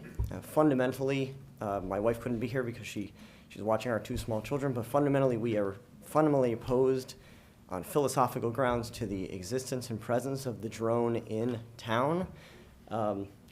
Our founding fathers would be aghast at the creeping nature of the surveillance state that we live under, and I think this is just a step too far. My property abuts woods. Admittedly, I do not always close my shades in the back of my house, and I don't want to have to. I think there's an old trope that reads that people who are law-abiding don't have anything to fear from police surveillance. I think it's fundamentally false. So I just wanted to make the council aware there are at least 2 voters in the town that are just simply opposed to this program, and at minimum that it should not be expanded at this point. The other remark I have relates to Tatlock, but not about the lighting. My 5-year-old loves the Tatlock Park. Some of my neighbors seem to be under the false impression that their dogs are people. And I would ask that signage around that playground for little children be improved to remind my neighbors that their dogs, even on a leash, are not allowed on the playground, and that the grass field behind Washington School is not an off-leash dog run. Thank you. Thank you. Okay. Anybody else before we close? Okay. I'm going to close the public comment period. One thing I'm going to say, there was a lot of questions here tonight, and rather than pick and choose which ones we answer, I think we need to direct the questions to the appropriate committees at this point, because I don't think we're going to be able to get to everything. So we will make sure to get back. The questions I heard were the COC, and we'll go through the list, but the financial questions, COC, At Home for Summit, and the Tatlock lights in terms of the committees, the listening session. So we're going to have to get back to everybody through email, okay? Rather than having a full dialogue. May I respond to the COC one real quick? Sure. Is that okay? Just a quick for Mr. Okay. Nelson. Okay. I actually had this written up beforehand, so it worked out nicely. So please note that the membership in the COC, which stands for the Continuum of Care, membership of the COC includes organizations here in Summit that work directly with our unhoused population, including the members of Summit, Warm Hearts, Grace, Bridges Outreach, Family Promise. These nonprofits stay up to date with on resources available to them related with legislation making its way through governing bodies and hearing the good and bad from different organizations around the county. In March, we received updates from Bridgeway Services, an organization that provides services to unhoused folks in Union County, including urgent care services, supportive housing, and outreach and diversion services. They work with local police and community providers to identify people who need these services and care, primarily with mental health needs. Members of the COC also provided updates to the group on cash assistance availability, housing assistance availability, food pantry vouchers, utility assistance, mortgage payment assistance, rental or security deposit assistance.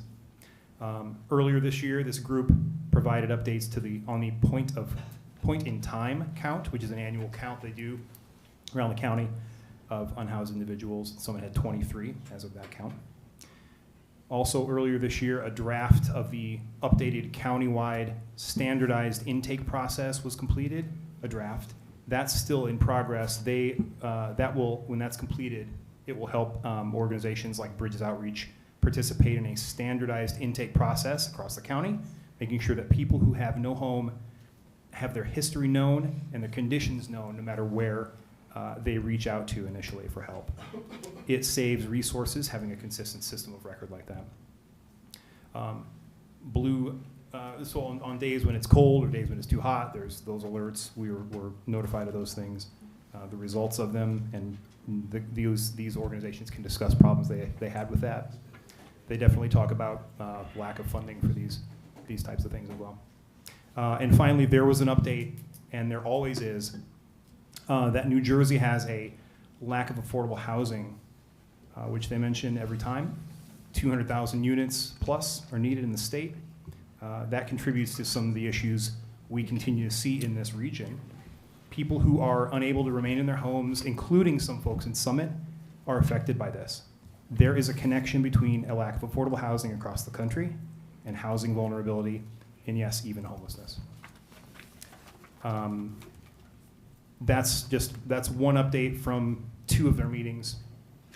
It's typically a discussion among organizations and how organizations can help others funding-wise. That's the main thing. Councilwoman Hammond. Yes, thanks for that update, Councilman Miniger. You mentioned that I missed the second one, but there's a county standard. Is that in regards to case management? They're working on a new standardization Format. standardization form. So I guess my question is, when we joined the COC, one of the reasons we joined the COC was that, through you, Council President, I'd like Chief Zagorski to potentially answer this. One of the reasons that we joined the COC was that so our police force could have access to the homeless management information system. I know that was something that we talked a lot about because we didn't have that. Is that something that we have achieved in the first year, Chief? No. Would you mind maybe? I'm sorry? Would you mind just speaking to the microphone? I'm sorry. I said no, that's all. Okay, so we don't. So, Andy, I think a takeaway for me and something that was really important and was that in order for us to solve and improve homelessness, we have to have these individuals seek case management and monitor how they're moving through the program. And without our police force having access to the homeless management information system, it hinders our ability to help them actively seek case management. You know, I know most of the homeless individuals in Summit, and I think the most frustrating part, as great as all the nonprofits are in helping them, is really truly, I had some conversations with some EMS members today, really following their case management, seeing how they work through that progress. So Andy, if you could help us with that and see if we could make some progress, I think that would be great. I think one of the most important parts of this is that Bridges Outreach has operated as one of the main intakes. They do have access to the HMIS system. And I think the CEO is not here, but he talked about the police when they're the initial line of intake. Do you reach out to Bridges? Do you reach out to organizations that have access to HMIS? Okay. Councilman Martin, did you have any? No, I was just going to say, I don't want to put the chief on the spot. I don't think the police are meant to be professional case management for the homeless population, right? I think all the organizations in Summit that are doing that professionally certainly have access to that system, and that's the important thing. I don't think that we would want to put the police in our position of becoming case management. That's not at all what we would want. I'm certainly not recommending that. I'm saying one of the reasons why we were told or encouraged to join the COC was for that. I am agnostic to whether or not they should have the homeless management information system. If it helps, great.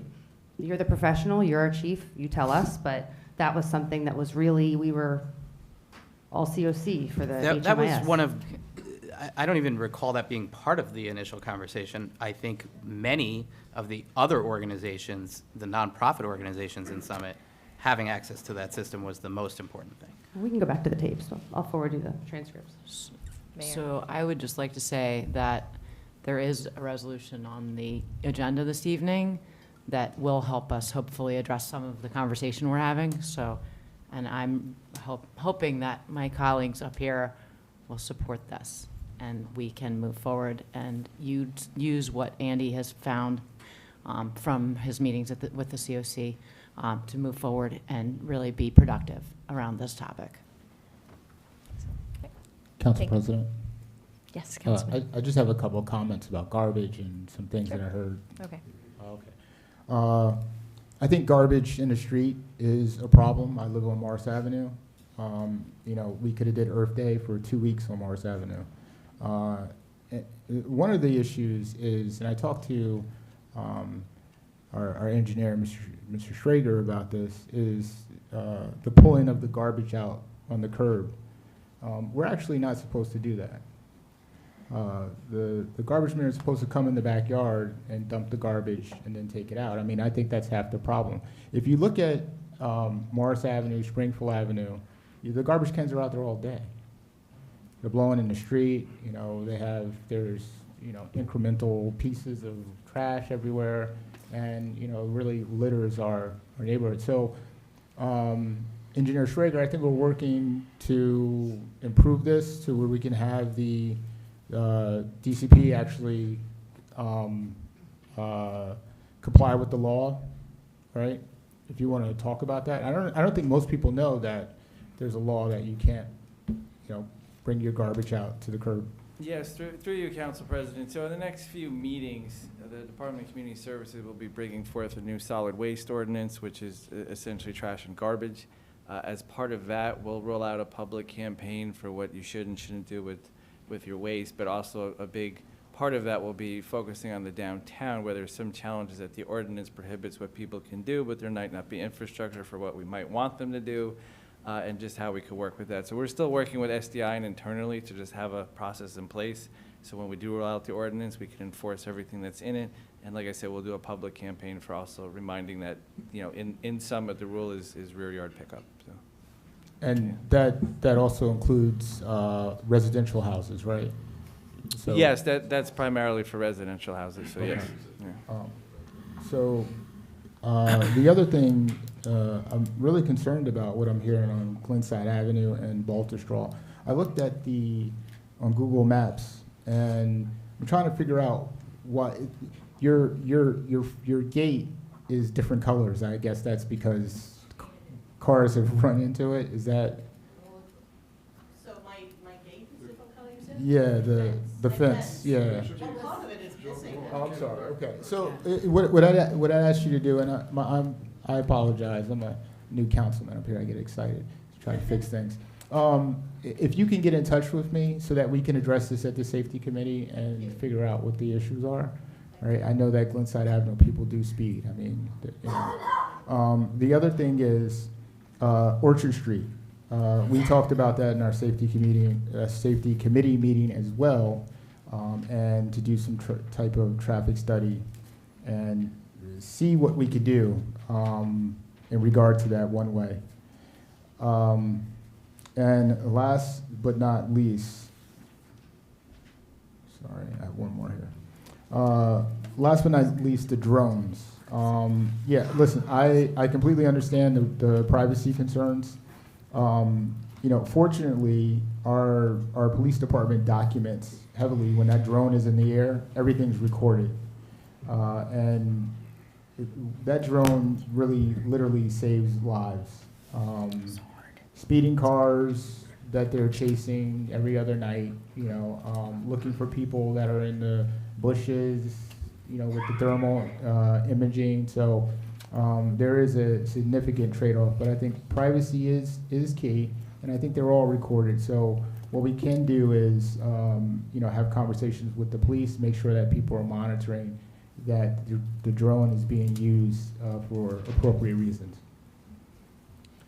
So, Council President. Thank you, Council President. I have three quick things. First is a couple of other, so topics that were missed were the downtown trash, Glenside Avenue traffic, Bryant Parkway, drones, right? But second is, for consistency's sake, moving forward, we should just try to set an expectation of what the response from us is going to be, right? And three, if we're not going to answer the questions and comments that people have, we should, and say we're going to get back to them via email, then we should ask them for their email, right? Otherwise, we're going to have to be chasing people around, and we're not going to be sure how, we need to figure this out. Okay. Yeah. Well, Mr. Hoek had 15 questions, so I don't Yeah, know we're gonna if I have to- can, yeah. that's what my, But we didn't ask him for his respectfully, because he had email. good Yeah. questions. I'm just saying that we can't answer every That's individual question. perfectly reasonable, but we gotta ask him for his email, right? We gotta, and everybody else too has things that we need to respond to. Yeah, so yeah. you asked them after the meeting. You go through them and say, hey, what's your email, what's your contact information? and speak to There's the people. possibility some people could leave though, and if we wanna just make sure we're,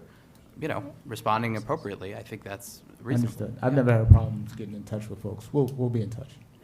Yeah. And if you'd like to send an email, it's cityclerk@cityofsummit.org. And all of our emails, what you should do is send us an email. It's our first initial and last name. So J. Boyer, G. Vartan, L. Allen. What's that? At cityofsummit.org. At cityofsummit.org. So that's how But you would get to don't us. copy all of you. Yeah. What's Right. that? Don't copy more than 3 council people. Oh, and only 3 council people can be on an email at once, so. But. Lots of rules. I don't know if you say ladies or ma'am, ladies. So it's okay, no, for Glenside and Baltusrol, if you could actually send us an email, because we're gonna, we'll do an official DAR. Perfect. Okay. Oh, you did, Emily? Okay. Ye- Yep. Every Yeah, time, that- yeah, go ahead. Yeah, that's fine. I'm really responsive, and so is Council President on Facebook. We're really active. So I'm just, Councilman Boyer, Ward 2, really easy to put in. So you can message me. That's cool. I don't know about Facebook, maybe email for me. Yeah. Yeah. I can do that too. Yeah, Yep. we like to go take field trips for sure.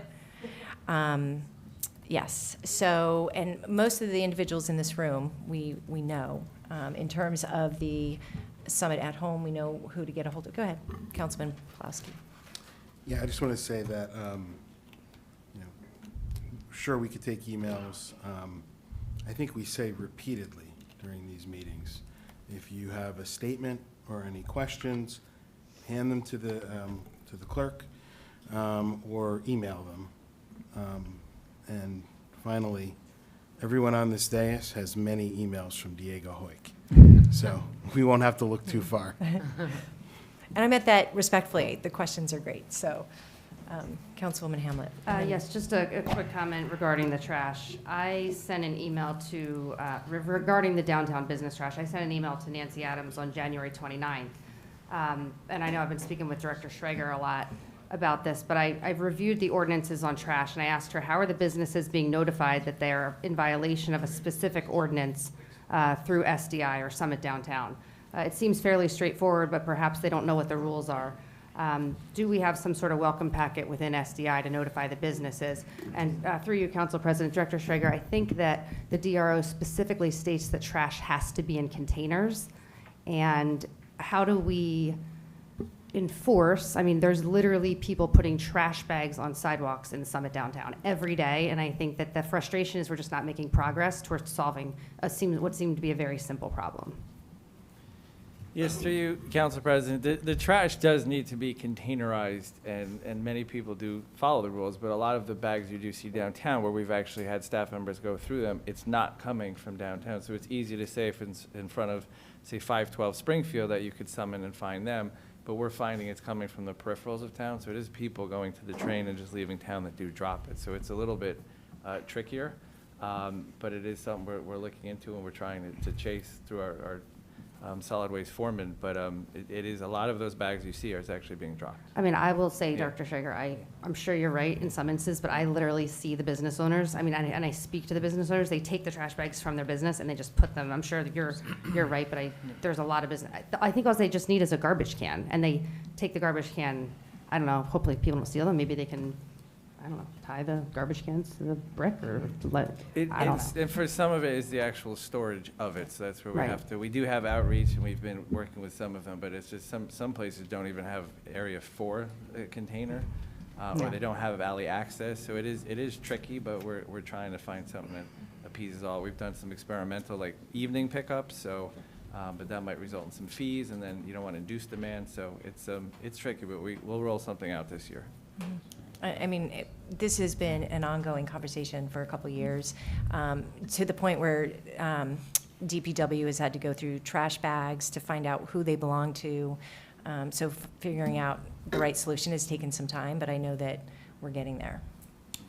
Through you, Council President. Do we have an ordinance, a no dumping ordinance? And maybe that's a question for That's- Law and yeah. Labor. We could, if that is happening, maybe, you know, Bob, Councilman Plowski, maybe you and I can talk about this and maybe put up some signs and start finding folks, right?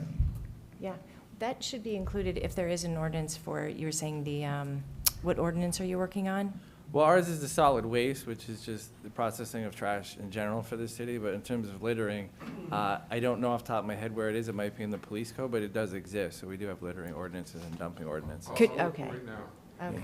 And that's no dumping, not littering, right? Right, That's that's a yeah. difference, exactly. That's what I was gonna say. Can you put dumping into that ordinance, or is it separate? Well, we'll have to check. It sounds like Solicitor Jacoby is looking that up, but Okay. yeah, I forgot how they fall, because there's police ones, there's also DCS ones, so two Mhm. parts of the ordinance, so. Okay. And I will say that people bring down their trash cans because they want to be helpful. Guilty. So, good to know that you're not supposed to do that. Anyway, are we, It's under the police code. Litter prevention regulations. okay. Meaning it's under the litter provisions that you cannot dump Yeah, you can, I mean, you can't, it covers everything. everything? Okay, Yeah, that's great. laundry, drag, it's pretty broad. You can look at it, but it's under the police, so And can people you- can get summonses for it. You get a summons, that's what was gonna be my question. Okay, So we'll talk about it in health and safety. Yeah. excellent. Okay, and CAP as well. Okay, we ready to move on? Yes, please. Okay. Okay. All right. Okay. Excellent. All right, we're going to move on to just a final statement. Send your questions to cityclerk@cityofsummit.org. Okay? Thank you. All right, we're going to move on to resolutions. The first one is finance. Councilman Miniger. Thank you, Council President. This is number 11199, and this resolution authorizes the concurrence of the 2024, with the 2024 Board of School Estimates certification of required funds. The Board of Education budget makes up approximately 50% of property tax levy in Summit, and this certification of funds required is for $72,182,608. I move to adopt this resolution. Great. Council Second. sorry. Council comments? No, second, please. Who seconded? Second. Thank you. Yeah. Council comments? No. Public comments? All right, roll call, please. Not necessary, but I'll be happy Okay. to. Yeah. Mr. Boyer? Aye. Ms. Hamlet? Aye. Mr. Miniger? Aye. Mr. Pulaski? Aye. Mr. Smallwood? Aye. Mr. Vartan? Aye. President Allen? Aye. Motion carries. Thank you, Rosemary. Mm-hmm. Okay, Councilman Boyer for Safety and Health. Thank you, Council President. This is Resolution ID number 11203, authorizing submission of the New Jersey Division of Highway Traffic Safety State and Community Highway Safety Grant application and execute grant agreement. The grant program offers federal funding to enhance pedestrian safety, covering initiatives such as impaired driving control, increased seatbelt and child restraint use, traffic law enforcement focusing on speed, aggressive, distracted driving, and safety improvements for various road users, including bicyclists and pedestrians. The police department plans to request $15,000. I move to adopt this resolution. Second. Council comments? Public comments? Us too. Okay, all in favor? Aye. Any opposed? Motion carries. All right, next, Councilman Boyer. Thank you, Council President. This is Resolution ID number 11198, authorizing the appointment of 2 new police officers. I have a quick question. Since this was, I wasn't in closed session, can I talk about the police officers? Yeah. Okay. Yes. Thanks. Police Officer Earl Lindo will be starting on May 8th, 2024. Earl is a one-year veteran of the East Orange Police Department. And Eduardo Ortiz, starting May 8th, 2024. Eduardo is a 4-year veteran of the Irvington Police Department. I wish both of these two gentlemen a safe and good career in this beautiful community, and I move to adopt this resolution. Second. Excellent. Council comments? Public comments? Okay. All in favor? Aye. Any opposed? All right, motion carries. Law and Labor, Councilman Pulaski. Thank you, Council President. This is resolution ID number 11201. There have been some changes to this since we posted it in the packet, and we've socialized them with council members generally. But in order to put this resolution forward, I'm going to read what some of the changes are. The first whereas clause, we've removed the word exponentially. The second whereas clause, we've revised to read as follows. Whereas as the homeless population increases, more individuals are left residing and sleeping in public spaces. We've then added a third whereas clause that says, whereas this situation presents challenges to the health and safety of the homeless and also impacts the broader community, underscoring the need for compassionate and effective solutions. Then we've also added a whereas clause that states, whereas the city aspires to minimize and/or end homelessness in Summit. The city of Summit continues to experience challenges associated with homelessness. A way to identify and pursue solutions and reasonable actions the city can take to address this complex problem is to work with the state, county, and local resources committed to assist the homeless.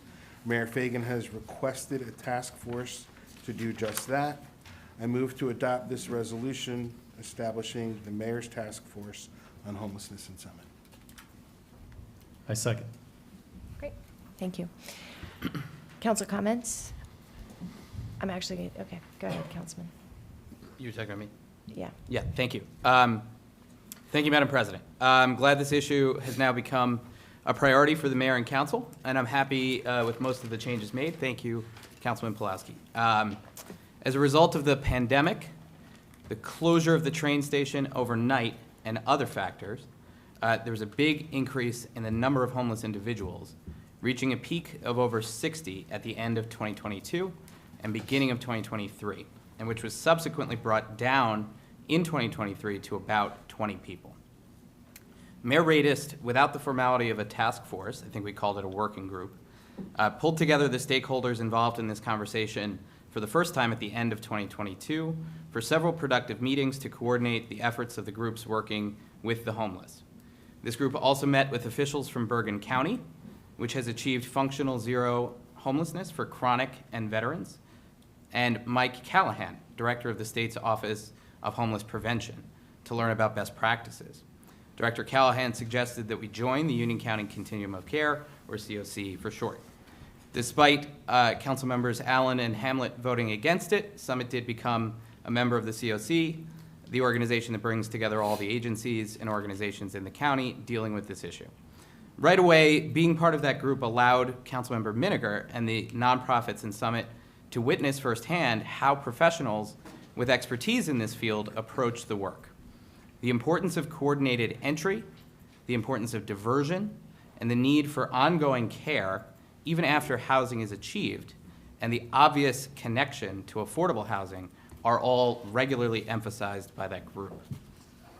The Warm Hearts program, along with Grace, SHIP, Bridges, and several other groups came together to more closely coordinate and professionalize services that were already being provided. And as I said, the number of homeless individuals in Summit fell in 2023 from over 60 to around 20. The Interfaith Council, which is primarily responsible for Warm Hearts, is owed a tremendous debt of gratitude for taking on an outstanding share of the burden. What happened in this community last year, the way so many came together to wrap their arms around our neighbors, is nothing short of amazing. Thank God for Warm Hearts. And I also need to thank Bridges, the organization most closely responsible for the dramatic step up in case management that has actually led to long-term, stable housing for many in this community and certainly many others within their service area throughout the state. Folks in this community might not know that the Warm Hearts program was hosting homeless people overnight in the winter months. Their program cost $93,000 to run this past winter, and it ended in March. So now, without anywhere to sleep, we are seeing some of these 20 homeless people again in public spaces like the train station, the bus stop, and the library. That is both non-surprising and an important piece of background information as we continue this conversation. I have 3 more things I'd like to say. First, I will not stand in the way of an effort to attempt to do the right thing and tackle homelessness, so I will support the creation of this task force. Second, I am hopeful that this is not just going to be performative, so the council members can go on social media and boast about all they're doing, when in fact many others are doing the hard work. The people who are actually involved in dealing with homelessness are extremely busy people. They are dealing with the day-to-day of case management and very difficult personal situations of the unhoused. They're also already attending COC meetings. I hope the new task force does not waste their time, but rather adds to their ability to do their jobs. Also, I think it only makes sense that the council member who is the liaison to the COC should be on the task force. And third, the way that we can show this is real, that we're really committed, is to take 3 steps in addition to this task force. First, put our money where our mouth is. We know Warm Hearts costs roughly $100,000. Let's put it in the city budget. We're in the process of reviewing the budget right now. Our budget is a statement of our actual priorities. Let's make this a real priority right now. We've seen counties tackle homelessness, and we've seen other towns do it too. Second, let's commit that we're willing to actually listen to the recommendations of this group and be open to all of them. Part of the reason we have homelessness is because some people have an income, but rent is simply too high. We must have a real discussion in this community about the pros and cons of local ordinances to address rent stabilization and rent assistance. Third, we know that unlike what Councilman Boyer said at a council meeting last year, this is more complicated and cannot be solved with, quote, 1 phone call. We know that homelessness involves a variety of issues from mental health to substance abuse to the very real lack of supportive housing. Getting someone a hotel room or even actually into an apartment, saying good luck and closing the door is really not enough. It's my very sincere hope that the council is actually serious about tackling it and that it will consider all possible actions to address these interconnected issues in a comprehensive manner. Thank you. Okay, before I go to the floor, for the council members, I just want to say you're particularly edgy tonight, Councilman Martin. I voted no because there wasn't an option to abstain on votes because you've never given us the opportunity to abstain on votes.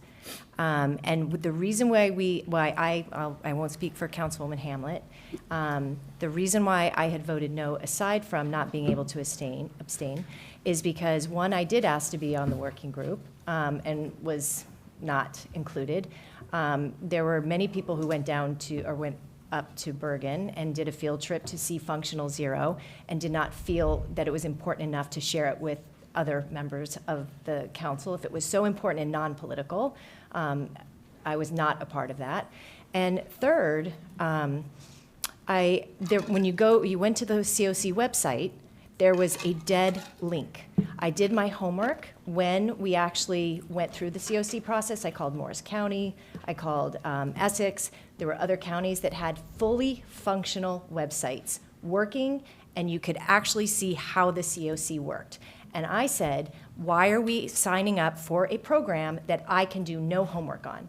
So respectfully, I was not voting no to helping the homeless or the COC.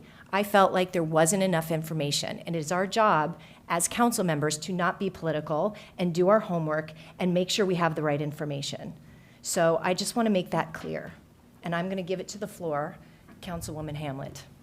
Yes, thank you, Council President. You know, Councilman Vartan, I find it personally offensive that you continue to say that I voted no on the COC when you well know that we could not abstain. So that must have been a really long speech for you to write. But what I'd like to ask you is, have you ever been in a homeless shelter? Have you ever spent quality time with homeless people? Because I do it all the time. And in fact, I haven't been to a homeless shelter, and I actually said to the mayor the other day, I said, let's go. Let's go to the homeless shelter. I spend more time with homeless people. I challenge you right now to tell me 5 homeless individuals' names in the city of Summit. I spend time with these people. So I find it offensive that you do not value my interactions with these homeless people and just say that I voted no on the COC. Thank you. Councilman Miniger. Through you, Council President, what expertise do you bring to their situation? That's what I want to know. They don't need Empathy. a friend. I'm sorry. May I? Yes, yeah, please do not interrupt. Council President, calling a council member who expresses themselves passionately, especially about this issue, which is extremely important, you called him particularly edgy tonight, and that's pretty offensive. No one up here can you imagine any of us ever saying that to the Council President? It's pretty edgy there, Council President. No one would do that. I do have some comments. On the topic of goal setting and assessment, this group will deal directly with folks in a very vulnerable condition. We need to not just have the overarching goal of minimizing and ending homelessness in Summit, which is an honorable one for sure and included in the resolution, which I'm glad about, but measurable periodic goals that are realistic and achievable in these periodic bursts, be it monthly or quarterly, et cetera. I hope that the community members who are asked to join this group will have a meaningful connection to the unhoused population, either professional expertise in areas such as mental health counseling or other medical care, trauma-informed care, social services, or even past personal experience with homelessness. And finally, although it is springtime, one of the things this group really needs to consider pretty soon, believe it or not, is how they will function in the fall and the winter in conjunction with Summit Warm Hearts. I agree with what Councilmember Vartan said. They are, what an amazing group. They did some amazing work this year. If anyone from Warm Hearts is here tonight, thank you. You know who you are. I hope this group will work with Summit Warm Hearts in their efforts during the colder months as well. We've gone from an unhoused population of around 67 in 2022 to roughly 20-something in 2024. Experience and expertise really matters in this type of effort, and we need to make sure that we build on what has already been accomplished in our city by the professionals, by amazing collaborations and service organizations that exist for this purpose. Thank you. Before, just because you guys, Councilman Plowski, we have to give people an opportunity. So what we have here is a very good resolution for a very good purpose. And it's disappointing that Councilman Vartan took it as an opportunity to make a defensive speech, and Councilman Miniger also campaigning from the dais. But we won't let it discourage us. We will move forward with this and continue to do the best that we can for everybody in this town. Thank you, Thank you, Councilman. Thank you, Council President. You know, Councilman Miniger, when you asked me what expertise do I provide in homelessness, I provide empathy, and what I also provide is, as a veteran, we noticed a huge gap in the veteran homelessness services that Union County and Bridges, when we look at the veterans who are coming to Bridges, and you can talk to Rich from Bridges, we really solved something as a veteran by me reaching out to them as a veteran, and now we have contacts at the county. That is how I will continue to provide value. Maybe not expertise, but empathy and value. Thank you. Council President, I believe the Roberts rules say we have to go around once, right? To hear everybody before other council persons talk 3 or 4 times. No problem, Councilwoman Hamlet. here's the problem, right? This is the problem with, stuff like homelessness, drug addiction, affordable housing. You make it all political, and at the end of the day, nothing gets done, right? So if I found one person somewhere to stay, is that a problem? Like, how do you make that a negative thing? Oh, Councilwoman Hamlet, you found one person to, have permanent housing, and, you put that on Facebook, and the person was so excited and everything. What's the negative? What's negative about that? Like that, I mean, completely political. We had people living in the bus station last year. And then we talk about how we decreased homelessness. Political, right? But I will say this. The Supreme Court just had a hearing the other day. And I guess I had nothing to do for 3 hours, so I listened to the whole entire thing. And I want to tell you that the arguments were very passionate on both sides, and it opened my eyes to a couple of different things. One thing is that, the proponents that argue that laws which criminalize sleeping in public say that it's a fundamental right, just like eating, drinking, right? Everyone has the right to sleep. And when you think about that, it really makes you think, right? You're in a public space, you got a blanket, because this was about a blanket, right? You couldn't have a blanket in a cardboard box, right? You get a summons for that. You couldn't do that. So you're in a public space, you're laying down, and you got to sleep. Listen, the mayor knows she's a doctor. Sleeping is essential for living. I can understand that. Now, the other flip side of it is,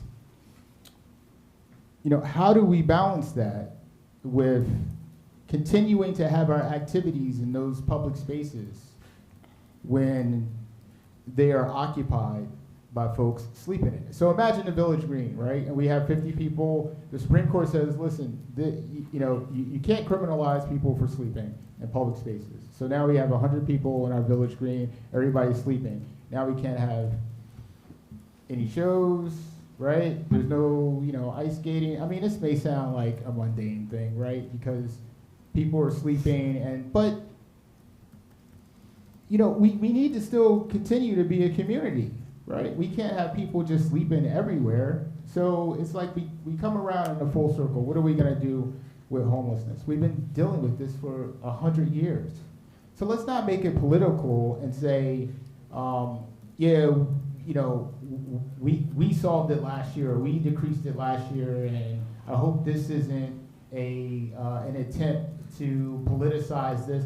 I mean, what if the mayor didn't do anything, right? Then we would be saying, why is the mayor not doing anything about homelessness? So the mayor actually comes out and says, I'm gonna start a committee to investigate homelessness and how we can attack it. Then it's like, well, this is all political. I hope it's not. I mean, listen, we all need to stop. We need to stop, we need to come together, and we need to work this thing out together. Forget about last year, forget about the COC, new year, 2024, right? Let's figure out what we can do with our homeless population. I know, like Councilman Hamlet, I know several of them. My wife gives folks backpacks. She's such a good person. Backpacks, pants, socks, underwear. Sees them on the street, in the 7-Eleven. She knows like most of them, right? I mean, so let's stop playing the games. Let's stop playing the political games. Let's move on. Let's accomplish something, whatever we can accomplish together, and stop this back and forth, not debate, Councilman Manager. Let's stop this back and forth, accusing people of being political, and move as a team to solve the problem. Thank you. Thank you, Councilman Boyer. Through you, Council President. I just want to say that I appreciate that. It is time to, unfortunately, tonight, like Councilman Plowski said, we have something on the agenda that is, it has a lot of opportunity for a lot of different types of people with professional backgrounds and personal backgrounds who want to come together and solve this. And so, thank you for the levity. Councilman Smallwood, did you have something? Yes. I'll come back to you. I'm clearly not a politician because I didn't have any prepared statements on this topic. I didn't think that we would be 20 minutes into this resolution and talking about it. I'm actually dumbfounded right now. This is probably one of the best things that this council, at least I've been a part of in the last 3 months, that we've done so far. I don't care if we have one homeless person, 30, 60, 26, whatever, Councilman Vartan said we had currently. One person's too many. And I applaud Grace and the Interfaith Council and SHIP and Summit Warm Hearts for the great work that they do. And we still have homelessness. One too many. And in terms of, this committee, we're going to have, I think, some very qualified people on this task force. The chief of police or his designee, the fire chief or his designee, superintendent of public schools, because I believe that we have some homeless children. And just to we have a representative from the Board of Health, a representative from Overlook Medical Center. And I believe one of the things was adding 5 city resident at large because we wanted to have 5 residents in the 5 different elementary schools in those districts so that we can help those children, that we can identify how many children who are homeless in those districts. So in terms of, having qualified people on this task force, I think we're covering all of our bases here. And again, I'm kind of mad at myself. I'm taking up 3 minutes on this conversation. I figured we'd be done by now and I'd be home. So with that, I'm going to give this my absolute 100% support behind this. And I promise, and of course, politicians making promises, and I did write this down. I will not post on social media about how successful or unsuccessful this task force may become, because I am not a politician. Thank you. Do you want the last word? Because Councilman Miniger still has another. Okay, go ahead, Councilman Miniger. No, it's fine. I'm in support of this. I think that's the funny thing. The mention of things being politicized. My 3 things were recommendations on how to make this better, how to assess it, how to set goals. I wanted to ask to make sure that community members had some kind of connection to people who have experienced homeless in some way, and to work with warm hearts. None of those are politics. None of those are campaign promises or campaigning. And I mentioned the numbers, which was 67 and 22 to 20. Those are numbers. Those aren't politicized. Those aren't politics things. Those are real things. So I think this is gonna be a good thing. I agree, Councilman Bennett. I'm sorry to go out of turn, but I wanted to tell him I agree. I don't think anything you said. Just have a quick. Councilwoman Ham. Can I add something? 1 second. Can we just confirm, Councilman Vartan, you don't need to do it now. I am just curious if that 66 was a point in time number released from Monarch. I know the number from Union County was 667, but where's the 66 coming from? Because I don't think that was the point in time number in 2022.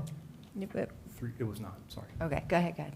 67 was the count at some point in 2022, our highest number. But where was that count from? Because it wasn't from the Monarch study. Right, That it is was- the only point in time count that Union County does. Right, it was local count. Who did that? That was people local. I don't know if it was So Warm it Hearts or wasn't- if it was another. But it wasn't it wasn't or- the point in, I think it's really important to clarify that. It was not the point in time Correct. count in 2022. Correct. It's before we were, that hadn't So happened yet. 60, you Yeah. can't compare 66 to 22. It's statistically not significant. I think it is. It's I think it not. is. It's But not the, I'm just saying, let's Can trust I- the we're variable. May I largely- interrupt? Yeah. May I I we're interrupt? largely in Because I agreement, think right. what's really important is what Kevin just said, Councilman Smallwood just said, which is One is too many. We know we have a homeless population in Summit. The goal of this task force is very sincere and genuine. I like to help people. I've spent my entire life helping people. And I will ensure, and we all will, because it's a mayor selection with council approval, we will all make sure that the right people are at the table, because I don't want to waste my time. I spend a lot of time doing things for free, and I want to be sure that if I'm adding another thing to my plate, I want to make a difference. It's really important to me. And I would add that I do believe that every single person up here wants the same thing. And so let's not argue about numbers. Let's not argue about posting on social media or who does what. Let's talk about solutions. This will be a way to collaborate and have our amazing organizations that are also already doing incredible work to do it even better. Thank you. I just round out with one quick thing. So we are all in agreement, right? And we're all going to vote in support of it. I think it's great that the community gets to see us having this kind of a discussion, right? I don't think the community wants us to be doing things in lockstep or have no discussion and just pass it, right?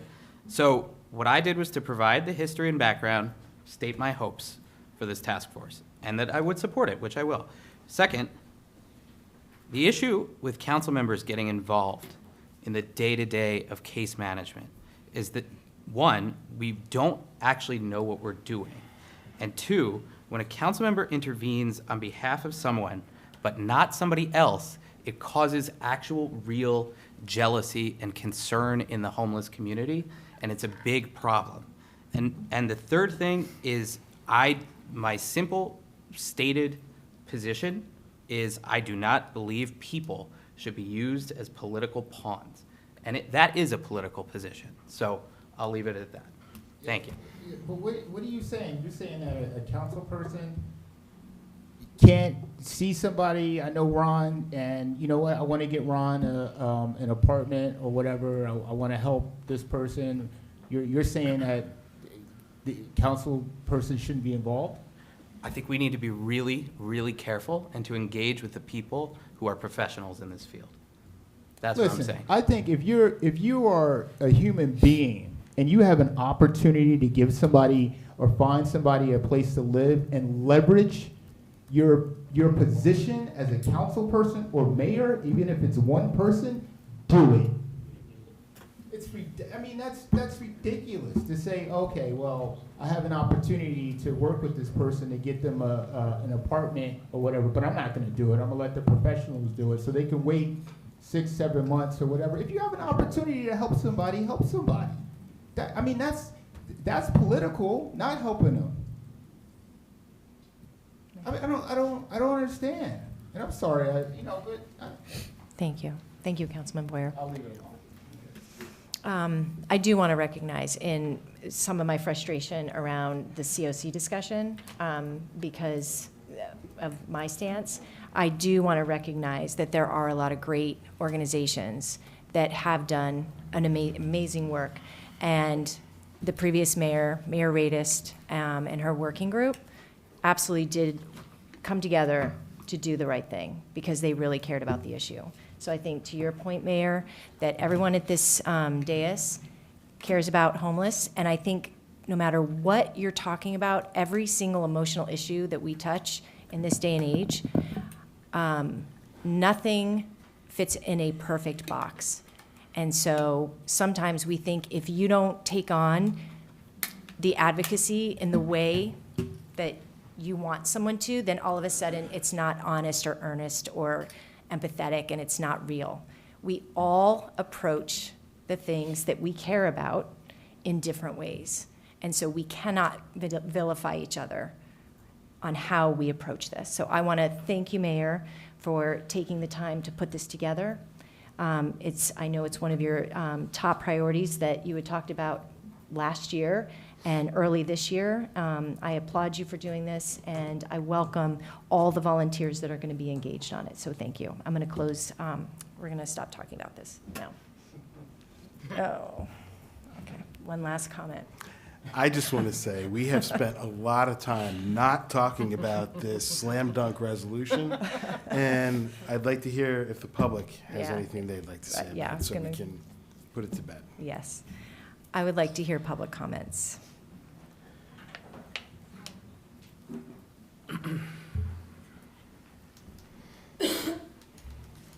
Dennis and Harry L., 140 Broad Street, Summit, New Jersey.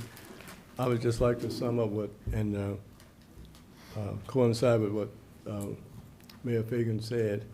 I just want to phrase it a little differently. I think that words matter, task force matters, committees matter. She used the word, she's looking for a solution. So I would just say that all of those things matter, but my synonym for solution would be action speaks louder than all of them. So let's do the work and do the right thing. Thank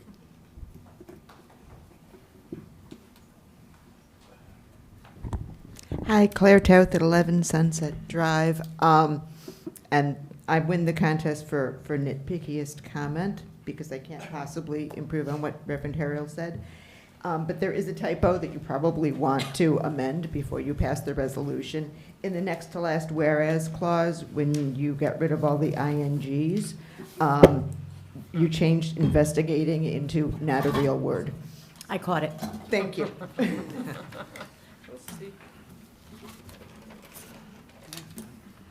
Reverend Dr. Robin Tanner. Oh, I won't take all that time. Oh, yeah, okay. You can do it if you need to. 4 Waldron Ave.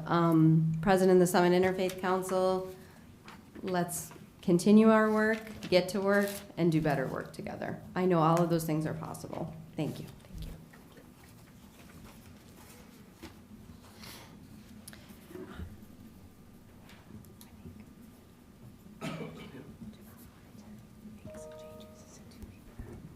I just want to, Hold on, I'm sorry. Peter, hold on one second. Does Councilman want to make amendments? Yeah, so is it too late? Because I know that Councilman Boyer wanted to make some amendments, so. He has to make a motion, Okay. correct, Mr. Jacoby? Well, you take a comment, you can take the comment, but then And then you he'll do make a just motion. A motion to amend and At the second, end. yeah. Okay, sorry, go ahead. Peter LaJoy, 124 Canoobrook Parkway, Summit, New Jersey. First of all, I'd like to say that I'm really shocked that something positive, and I think it was reflected very positively on by the Reverend, is turned into a glass half full. And people trying to get merit badges for helping the unhoused population really need to think twice. I applaud what the mayor is doing. I applaud what this council is doing to try to help the unhoused population. I have had experiences with the unhoused population. I currently and in the past have, and it includes unhoused high school students. So to say that a council person who served honorably in the military and understands homelessness among the veteran population is unqualified to help somebody, or to say that the churches who have volunteers who have no training in this at all are not qualified to help somebody is just absurd. And as far as dialogue along this dais here, we're finally hearing dialogue, because for the last 6 years, I didn't hear any dialogue. I was just hearing people being told to shut up. So that's where I will leave it tonight. Thank you for this resolution, Mayor. Thank you, Reverend. Very honorable comment. And thank you, council, for doing this.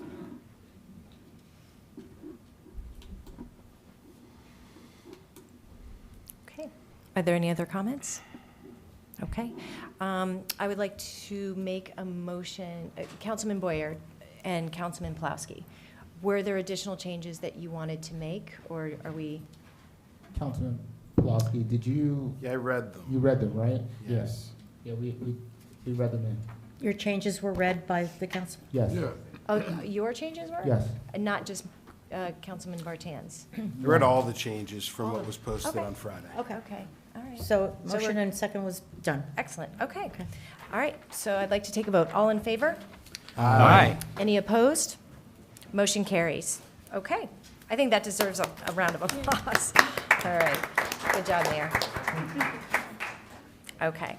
I'd like to go to the second law and labor resolution. Councilman Plowski. This is resolution ID number 11192. As per our discussion in closed session, I move to authorize execution of a confidential settlement agreement associated with our parking services agency. I second. Okay. Council comments? Public comments? Okay, all in favor? Aye. Any opposed? Motion carries. All right, capital projects and community services, Councilwoman Hamlet. Yes, thank you, Council President. This is Resolution ID 11047, which will endorse the submission of a recycling tonnage report for 2023 to New Jersey Department of Environmental Protection Bureau of Recycling and Planning. I would like to move this resolution. I second. Great. Council comments? I know, everyone's gonna, I know, I do it to myself. This is actually something that I should have looked at 5 days ago, but upon further, Rosie, here's my question. Can we add, we have to submit this no later than April 30th? How do we add that? Do we have to do an amendment? I just really want to make sure we have to get this through April 30th. It's now, what's today's date? 24th. So it's Wednesday. So through you, Council President, I guess Director Schrager, do we have everything locked up as far as when she signs it? I think there's like 5 pieces. There's compliance. I just want to make sure that, heaven forbid, if you were on vacation next week, that we 100% get it there on April 30th. So I don't know if we need to put that in here, if it matters, or...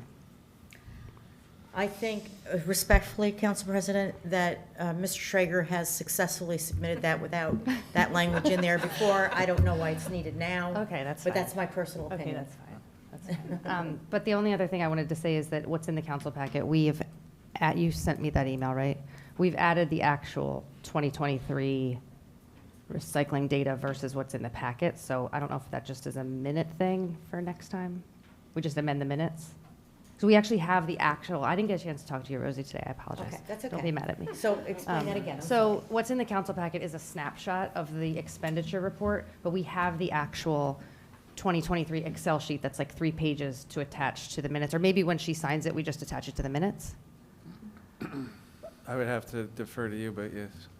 If the councilwoman would like me to make that an addendum to the minutes, is there any objection to that, Mr. Jacoby? None. Okay, Okay, sorry, I'm happy that's to attach the that. only changes I had. okay. Okay. Other council comments? Public comments?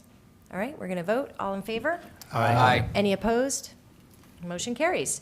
All right, Councilwoman Hamlet, your next resolution. Thank you, Council President. This is ID 10948, which will authorize a resolution, which will authorize the second 5-year extension lease portion of 3 Constantine Place for construction and maintenance of 1 monopole and related facilities. The dates are June 25th, 2024 through June 24th, 2029. I'd like to move this resolution. I second. Okay, council comments? Public comments? Okay, we'll take a vote. All in favor? Aye. Any opposed? Motion carries. Okay, moving on to your third resolution. Thank you, Council President. This is ID 11150, which will, as discussed in closed session previously tonight, which will declare a vacancy in the Department of Community Services, Division of Public Works, the Roads Unit, which will be a full-time maintenance worker. And this was pending closed session discussion. I'd like to move this resolution. I second. Okay, council comments? Public comments?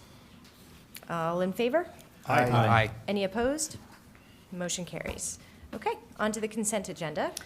Council President, excuse me for a moment. Sure.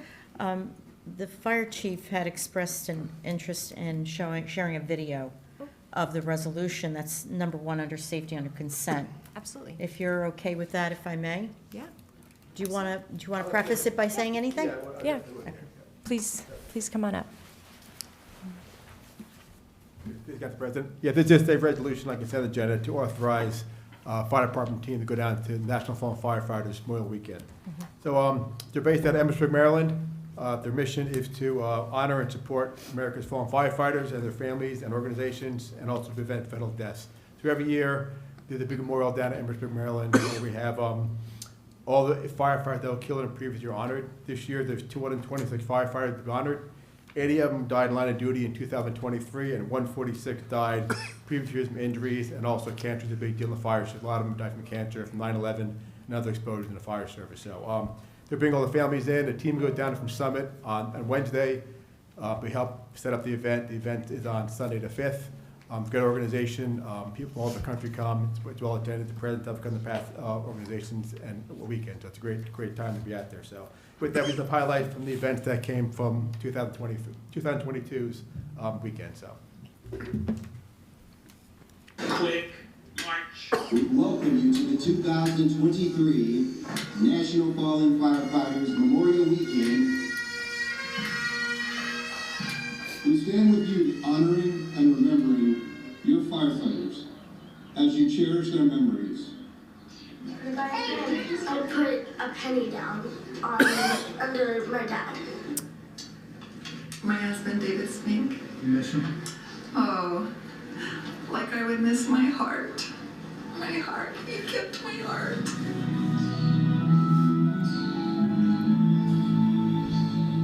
Our fire heroes lost their life while faithfully serving their family, community, city, nation, and their fellow man. If I can tell somebody he's traveling wrong, then my living shall not be in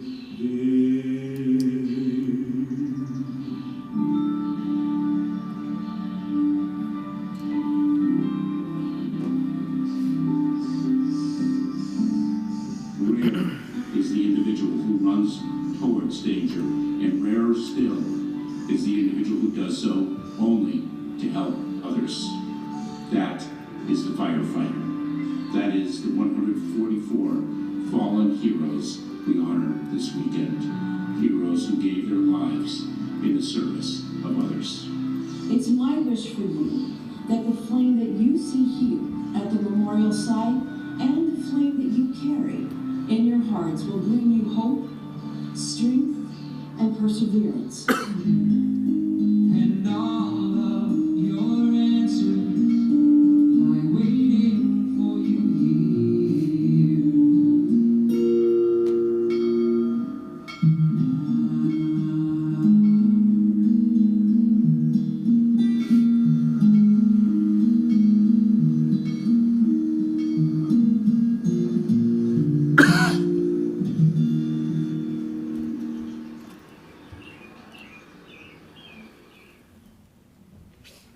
If I may, there's just one more program that the foundation would like to businesses and citizens to participate in a component of this event from March 1 to May 1 to 5th. Night delights for firefighters. So we welcome everybody to show red lights in their homes and businesses to honor all the firefighters leading up to the event on the 5th. So thank you. And you can also go to www.firehero.org for all kinds of information how you can participate in other events that support the fire service. Thank you. Thank you. Yeah. Okay. All right. It's a reminder why we appreciate you. Yeah, the video is a reminder why we appreciate you, the fire department. Okay. All right, at this time, we're gonna vote on the consent. Motion. Sorry. Yeah, thank you. Motion for consent agenda? So moved. Thank you. Do I have a second? Second. Wonderful. Okay, do I have council comments on anything on the consent agenda? A couple comments. Thank you. Number one is on the 11204. Of course, I'm extremely supportive of the fire department heading down there again and representing Summit at the Fire Academy Memorial activities. The second is on 11215. So I do not support the bid authorization because I do not support the capital project. This funding is partially for a private piece of property. That means council's taking everyone's hard-earned tax dollars and sending it to a project on one family's property. To be clear, the money will benefit just one family, and no one else in the community. It seems to send a message. If you show up to council meetings, complain, and support the candidates who won the last election, that you can be rewarded with public funds for your private project. To me, that is unacceptable. It is a bad precedent, and I cannot support it. Thank you. Through you, Council President. Councilman Miniger. I have a comment on the same resolution. So I agree with Councilmember Vartan entirely on this, which is why I will also not vote to approve it. This city is paying for something we are not responsible for, essentially. I have a very similar example I can give you. Some of my neighbors on Morris Avenue have complained about a utility company that destroyed the fence when cutting down some trees. If that company is not repairing the fence, is Summit now going to do so? Based on what we're seeing in this resolution, if it passes, this is now a reasonable expectation. Summit taxpayer money now goes toward private property improvements. Councilmember Vartan also used one of my favorite terms to me earlier today, the word fiduciary. Yes, I agree with you. We are fiduciaries. As council members, we all have fiduciary duty to Summit taxpayers as a whole to do what is in the best interest of the city. Voting for this, to me, represents a shirking of fiduciary responsibility to the residents of Summit. They trust us to do what is best for everyone, and this is a violation of that trust. I will be voting against it, and I hope some of you will agree with me here. So I would like to request that we pull this out, if that's possible, from the Okay, thank you, Thank you, Councilman Miniger. Councilwoman Hamlet? I was just going to ask if we're going to pull this out. If we're going to pull it out, we should do it appropriately. Yeah, okay, we'll pull it out. Council President, Yes, can I Councilman make Boyer? a comment? Yes. We also have a duty to protect the few as we do the many. And in this case, there's a resident who came up here for 3 years. And I mean, the story about what happened to her property is unbelievable. And the idea to restore this family back to the original condition that their house was in, because the city and the developer destroyed their property. I don't see how that is ununiformed, right? I mean, I think one of our responsibilities is to protect any individual, right? Regardless of, if there was 100 taxpayers, if someone wronged you, I mean, you would expect that you have council people that would come up here and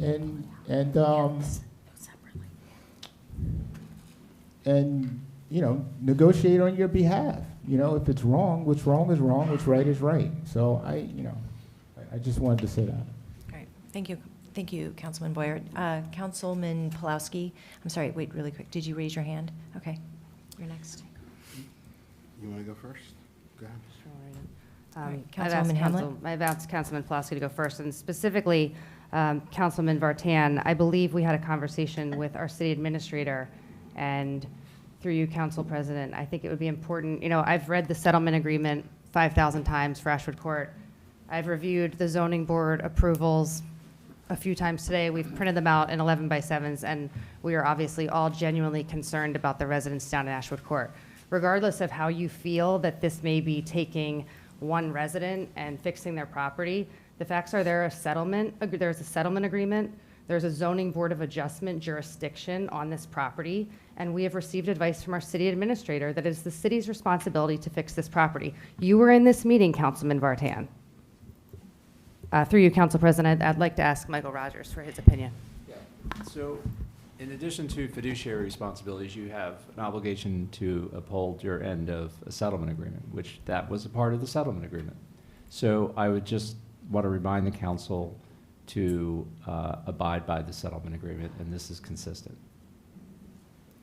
May I? Wait, Council President. Councilman Pulowski first. And then you guys. The only problem with this resolution is that we didn't do it a long time ago.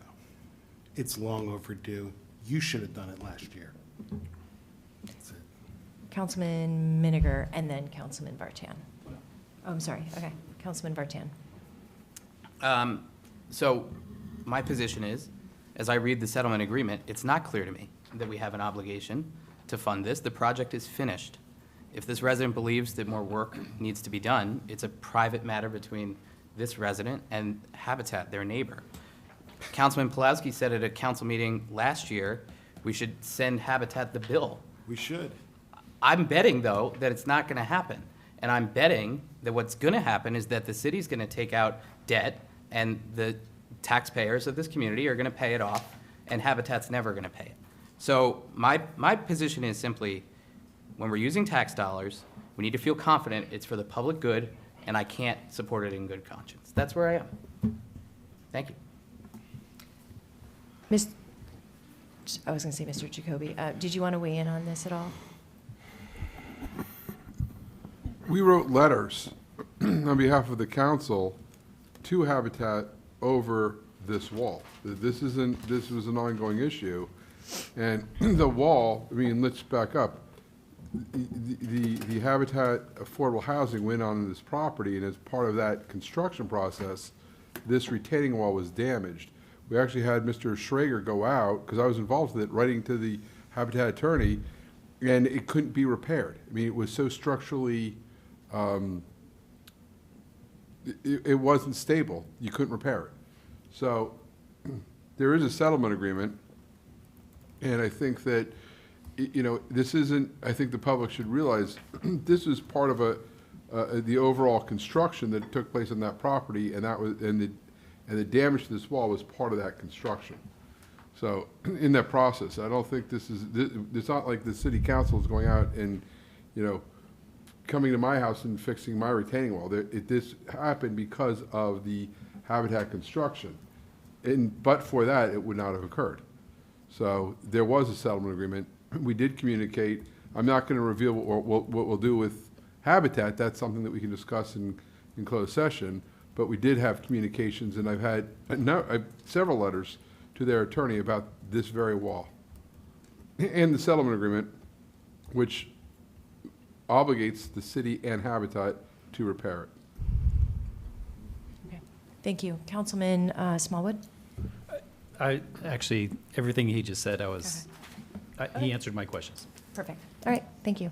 Do we have any other further council comments? Councilman Yeah, Pulaski? just one more. I mean, look, under this settlement agreement, okay, there are several parties that are responsible for putting Humpty Dumpty back together again, okay? And we've learned that we can't count on Habitat for Humanity to do the right thing. We can't count on the developer to do the right thing, and who does that leave? It leaves us, all right? We're gonna do this. It's the right thing to do. We should have done it a long time ago. Okay, on Resolution 11204, are there any public comments? 11204 is fire. I'm sorry. Yeah, 11135. My apologies. I no, guess I no. do have another question. Is that the right one? No, isn't it? The wall cont- 11125. Yeah, 112. 1125, yes, Yeah. about the Ashford Court. That's the wall, right? Yes, Is that the one wall. you're speaking on? Okay. I'm looking at it's a very simple procedural question. You don't need that. Oh, It says here that funding for this project has been requested in the 2024 capital budget. And in my prior series of too many questions for your liking, I addressed the fact that I thought the capital budget was pretty high. So I'm wondering if we are in the habit of approving expenses before the respective budget gets approved. Thank you. I can answer that. Councilman, I feel like that's a Michael question. Yeah. Yeah. You're not authorizing expenditure for anything. You're authorizing the administration to advertise for a bid, to submit a bid. And that will take place over time. It's assumed that the budget will be in place, and we couldn't award a contract until funding is in place. So there's a number of financing procedural things we'll have to do before that. So you're not authorizing the expenditure of any funds this evening. Okay. Councilwoman Hamlet and then Councilman Miniger. Yes, I would agree. I mean, I think that the discussions around putting this in tonight's council packet, obviously, we have to adopt the budget. So we could never do anything in this project if the budget was not adopted. And I think that those residents would like their property fixed at some sort of capacity. I would like to ask, through you, Council President, Michael Rogers, I was looking tonight around time performance for a contract. And I was reading that the specifications for a contract can contain a fixed date for completion of a project. Is that something we can do for something like this? Because I think the frustration from some of the residents is it's going to go out to bid, it's going to be the summertime, and then we're going to run into September, October, and they're still not going to get it fixed. I'm just concerned that with this specifically, and maybe we don't have to do it for this one, but can we put time constraints on bids? We do, but On the project completion? yes, we do that. So we will. Okay, That's thank you. Through Council President. Thank you. Last year, we put some parking poles, some 15-minute parking poles in the ground, in the sidewalk, in anticipation of passing later that week a parking resolution, 15-minute parking. We got phone calls from the public, and I believe you followed up with me because you got angry phone calls. And I said, you know what, you're absolutely right. This should not have been done before, and I talked to at the time. I talked to parking at that time, and I said we should not have done this. I do not see a difference between that and what we're doing right now, and I would like to request to table this resolution until after the budget passes. I move. You have to move, you have to move at the table, there has to be a second, then there has to be a vote on that, and if it, so that's what happens. You have to have a second. Do you need a supermajority for tabling? So we'll No. take a vote on It's the, so Mr. Miniger made a motion. Yep. If there's a second, we Who do made a the roll second? call. What? oh, Who made the second? one- Nobody no made one a yet. second, so we have to make a second. And then we'll take a roll call vote. Well, Right. isn't there comments after you table something, right? Isn't it open to comments? You have to vote on the table before you do anything else. Okay. Okay. Do I have a second? Oh, all It's fine. right. Do I have a second? I'll second. Roll call vote, Madam Clerk? Mr. Boyer? Nay. Ms. Hamlet? Nay. Mr. Miniger? Aye. Mr. Pulaski? Nay. Mr. Smallwood? Nay. Mr. Vartan? Aye. President Allen? Nay. Motion fails. So now you go back to the original motion. Okay. So I just wanted to make a quick comment, and I'll come to you, Councilwoman Hamlet. Councilman Miniger, you are right. People were upset about putting the polls in because I was also upset because people did call and they were not supposed to put them in. However, I do not think this is at all the same thing. The polls went in at the time that we didn't even approve the resolution. So this is to authorize a bid. So there's no physical work that's actually being done. That's how I see the difference. So Councilwoman Hamlet. But by the way, Councilman Miniger, we authorized the parking spaces. We didn't authorize the parking department to put the polls in a week earlier. Let's be very clear. When the public called us and yelled at us, what we should have said is, that was the department that put the polls on. We didn't approve to put the signs out before we put the resolution. This is completely different. You were in the committee with me. You know that. Yeah, putting the signs in was part of the parking spaces. It wasn't part of the resolution. We didn't say, go put the parking signs in before we pass the resolution. Well, No, we said pass the resolution and then put the parking signs in. No one directed the parking department to put the signs in before we passed the resolution. You were in the committee with me. but respectfully, you don't see the connection between signs and then parking spaces exactly part We're of not those signs? directing the city to fix the wall right now. We're directing to go out to bid. To bid. That really assumes that our budget will be passed. It assumes it. You gotta be honest. Well, you don't have to take the bids. You can put it out to bid. We can put out the bid for anything, regardless if we have money in the budget for it or not. Okay, fine. Well, Doesn't matter. I hear what you're saying. We heard Okay, if those. budget doesn't pass, then maybe we don't get the wall fixed. Okay. Council President, I'm just a little confused. What does parking and signs have to do with destroying someone's property? am I missing something here? I can explain it if you want me to go through it again. Because I remember what you're talking about, and I don't think people were complaining that it costs money to put the signs in. I think people were complaining that the signs were already in before a resolution was ever passed, which was assuming that it was going to pass. I'm going to let Councilman Miniger respond, and then, okay. So there's two different things. I'm upset about the money being spent at all. I don't think we should be spending the money on this at all. I think it's private property. That's one entirely separate issue. Sorry, may I have my Yeah. moment to speak? Yeah. I'm No, getting laughs absolutely. from the right-hand Absolutely. side, which is pretty rude. The second thing is I'm asking to table this because I think we are doing something ahead of time. We are assuming that this is the budget's passing. We're assuming all kinds of stuff. And I said we should table this until after the budget passes so that we're not doing something ahead of time. It's exactly the same as something we did last year or 2 years ago with parking, which is we were getting ready to vote on some parking spaces. And in anticipation of that, the city put in some poles in the ground. And we did not vote, we didn't tell them to do that, but that happened ahead of time. Stuff done ahead of time before a vote is a little upsetting. So that's what I was getting at with my request to table. Council President, I still, we're talking about someone's property that was destroyed, and no one's taking responsibility for it. So I'm looking at this as not even a budget thing. I'm looking at this as, someone's property has been destroyed, and it needs to be, it wasn't done by them. It was done by the construction manager, it was done by the engineer, whoever it was done by, right? Part of that was the city. So Statements like that will absolutely make us liable for it.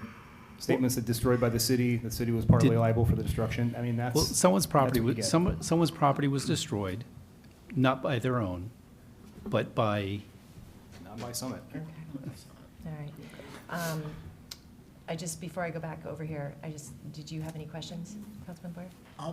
I thought you looked at me like you had a question. This has been an awkward night. Like, I just feel like there's so much lack of compassion tonight. Like, oh my goodness. That's it. Okay. Councilman Plowski first. My recollection of this whole sign thing was that before it was passed, holes were put in concrete, new signs were put in, concrete was put down. I actually sent an email saying, hey, what's up? And I was told by Councilman Miniger, oh, we're gonna take those away right away. And I'm like, what, are you crazy? You're gonna take them away? We spent all that money to put them in, you're gonna take them away for a resolution that's gonna inevitably pass? Common sense is underrated these days. No, wait. You disagree? It's fine. Councilwoman Hamlet. The last thing I would say is, I think if Director Schrager had gone out for bid last week, and we were talking about this resolution, you might be able to compare that to the signs. That is a fair comparison. If Director Schrager put the bids out last week, that is exactly what happened with the signs. That is a identical comparison, but we did not do that. Business Administrator Rogers, hold on. I just want to remind everybody, we are in a settlement agreement. We are abiding by a settlement agreement. So this is in no way the same thing what we're talking about with a parking sign. It's not the same thing. We have a legal obligation already. Whether you agree with it or not, you weren't a part of negotiating that settlement agreement. I know what it was about. So this Common Council at the time approved the settlement agreement. It was about repairing that wall. There were 3 parties involved: the city, Habitat, and a prospective developer for that property that we still own over there. Habitat fixed a part of their side on their property. It's the City of Summit's obligation. That's where we are. We're trying to just get ahead. It's a process to go out to bid. It will take place after the public hearing on the budget, and we'll proceed accordingly. The funding has to be in place before a contract is awarded, so. Any part of that settlement That's where agreement we're not completing? Is there any part of that settlement agreement we're not doing? You don't have to answer that question. It's just hypothetical. I won't, Wait, because hold on. it's irrelevant to this. Yeah. Out of curiosity, do you remember the year it was settled? What year did the council? I think it was 2022. No. The settlement agreement? 2020. 2020. 2020, I think we Okay, eventually 2020. assigned it. It was 19, 2020. 2020. Okay, Councilman Boyer, and then Hamlet, and then I think we're done. No, I'm good. I just, Oh. I just don't understand why we're talking about mistakes from last year. And, you know, I hope everyone learned from the polls that were put in. I mean, I'm glad you all learned a lesson. But this has nothing to do with that. And settlement agreement was 2020 or 2024. I'm just saying, I mean, let's have compassion and move on. Okay, thank you. And I would say, and through you, Council President, Director Schrager, you might be able to opine on this, but the appropriate venue going forward, if through the zoning resolution, there are conditions, right? And how long does the zoning board have jurisdiction after post-approval, Director Schrager? 2 years for certain things? Typically, they put in a clause for 2 years for Right. drainage and other. So going forward, I think it would be fair to say if there are issues with stormwater management or things of that nature, then if the city cannot help or assist, then they would be able to appeal to the zoning board. Is that correct? Now this one's, and there was an issue. possibly Yeah. the solicitor can opine, because this was a complicated one where Yeah. also, it was a board application that became an agreement that had to go back to the board, so. Well, there was It's a- litigation. And with litigation as well, so. I mean, there was a legal challenge. This wasn't the homeowners of Ashwood Court, the people who own this property. There was actually litigation, there was legal counsel involved. This wasn't, it just came out of thin air. It was complicated before the actual building took place. And if you recall, there was lots of discussions about the entrance off of Morris Avenue. I mean, that was a whole huge issue because of, I forget what, there was I think it was an Italian restaurant or an Italian club, if I'm not mistaken. Being that I'm Italian Italian, kind of American. caught my interest. I'm a little hungry right now too. I haven't had dinner, so it's really getting away. But all of this was part of that litigation, and all of what you're looking at, the settlement, all that emanated out of that litigation. Thank you. Okay. Public comment? Don Cacherio, 6 Ashwood Court. It's my house, okay? Let's set the record straight. Councilman Vartan, Councilman Miniger, and I think you know it. It's not about a retaining wall, even Mr. Giacobi. There's a dozen different things on this, and we're not just talking about my property. The property in question is the city's property that's being fixed here. The retaining wall is a small portion of this. My retaining wall, which was broken, and it's being replaced because of that, because, again, as Mr. Jacoby said, there's a settlement agreement where all parties, Mayor Radis was one of them, signed this, okay? And the other portion of the retaining wall is being, because Habitat failed to put drainage behind it and illegally pitched the water, which now comes over my wall front to my basement. And the city doesn't want to go after Habitat. It's political, let's dispense with the ball.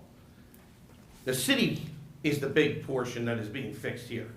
The city has to bring back down the grade. The city failed to put basins in, and the city property was illegally pitched and now drains into my private basin, which the city 15 years ago, when my father-in-law owned my house, required us to do drainage work to the tune of $30,000 and then dumped it into my basin.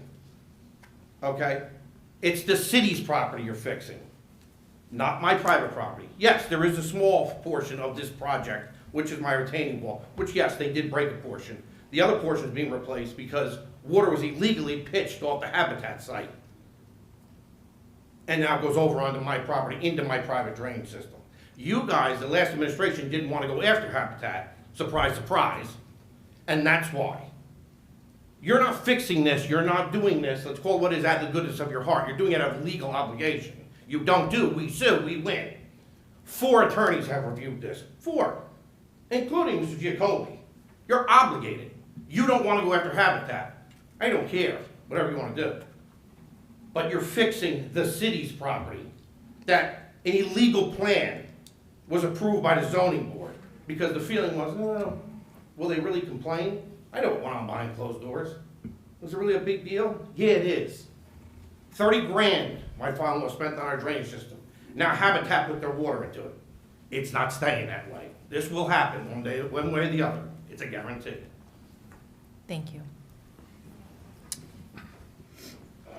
Any other public comments?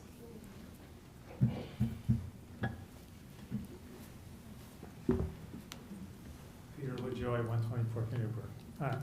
I have a question, really. Was this work bonded, and was the bond released to the contractor? Was the contractor released? Because I really think the city needs to look at how it releases bonds on public projects, because I can point to any number of them where work wasn't finished. And these people are made to post bonds. If the boards aren't requiring the right bonds, it's the city's engineer's responsibility to make sure we get the right bonds. And I just have it's just a general comment, but I also want to know specifically, were there bonds on this project that would have covered this, and have they already been released? Mr. Rogers? I don't know. Okay, we'll have to get back to you on that. That's a good question.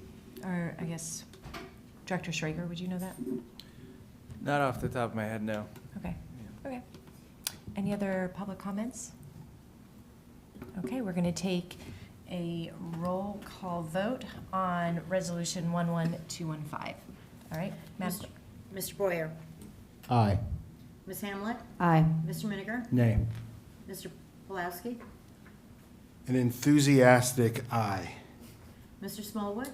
Aye. Mr. Vartan? Nay. President Allen? Aye. Motion carries. Okay. We are now, do I have a motion to approve the remainder of the consent agenda? Enthusiastic, move. Enthusiastically second. Respectfully, I believe we already had a motion and a second earlier. Oh, Councilman Boyer and Councilmember. Okay, Did we vote on the rest vote- of the consent agenda? But we pulled out the resolution. We didn't Yes. vote on the consent agenda yet. We pulled out the resolution and had a dialogue. I believe you had a first and a second. Okay, Again, so so now- just do all in favor of the rest of the consent agenda. Okay. Voice vote. Got it. Actually, I should give the public an opportunity to speak on the consent agenda, because they didn't, the remainder of the consent agenda. You could do that. Okay. Do we have a public comment on the remainder of the consent agenda? Excellent. All in favor? Aye. Any opposed? Motion carries. Okay, we are now at council comments. No council comments? Okay. Can somebody enthusiastically make a motion to adjourn? Time to adjourn. Like to Do I have a motion? enthusiastically make a motion to adjourn. Okay. Do I have a second? Second. All in favor? Aye. Any opposed? Motion carries. Have a good night, you guys.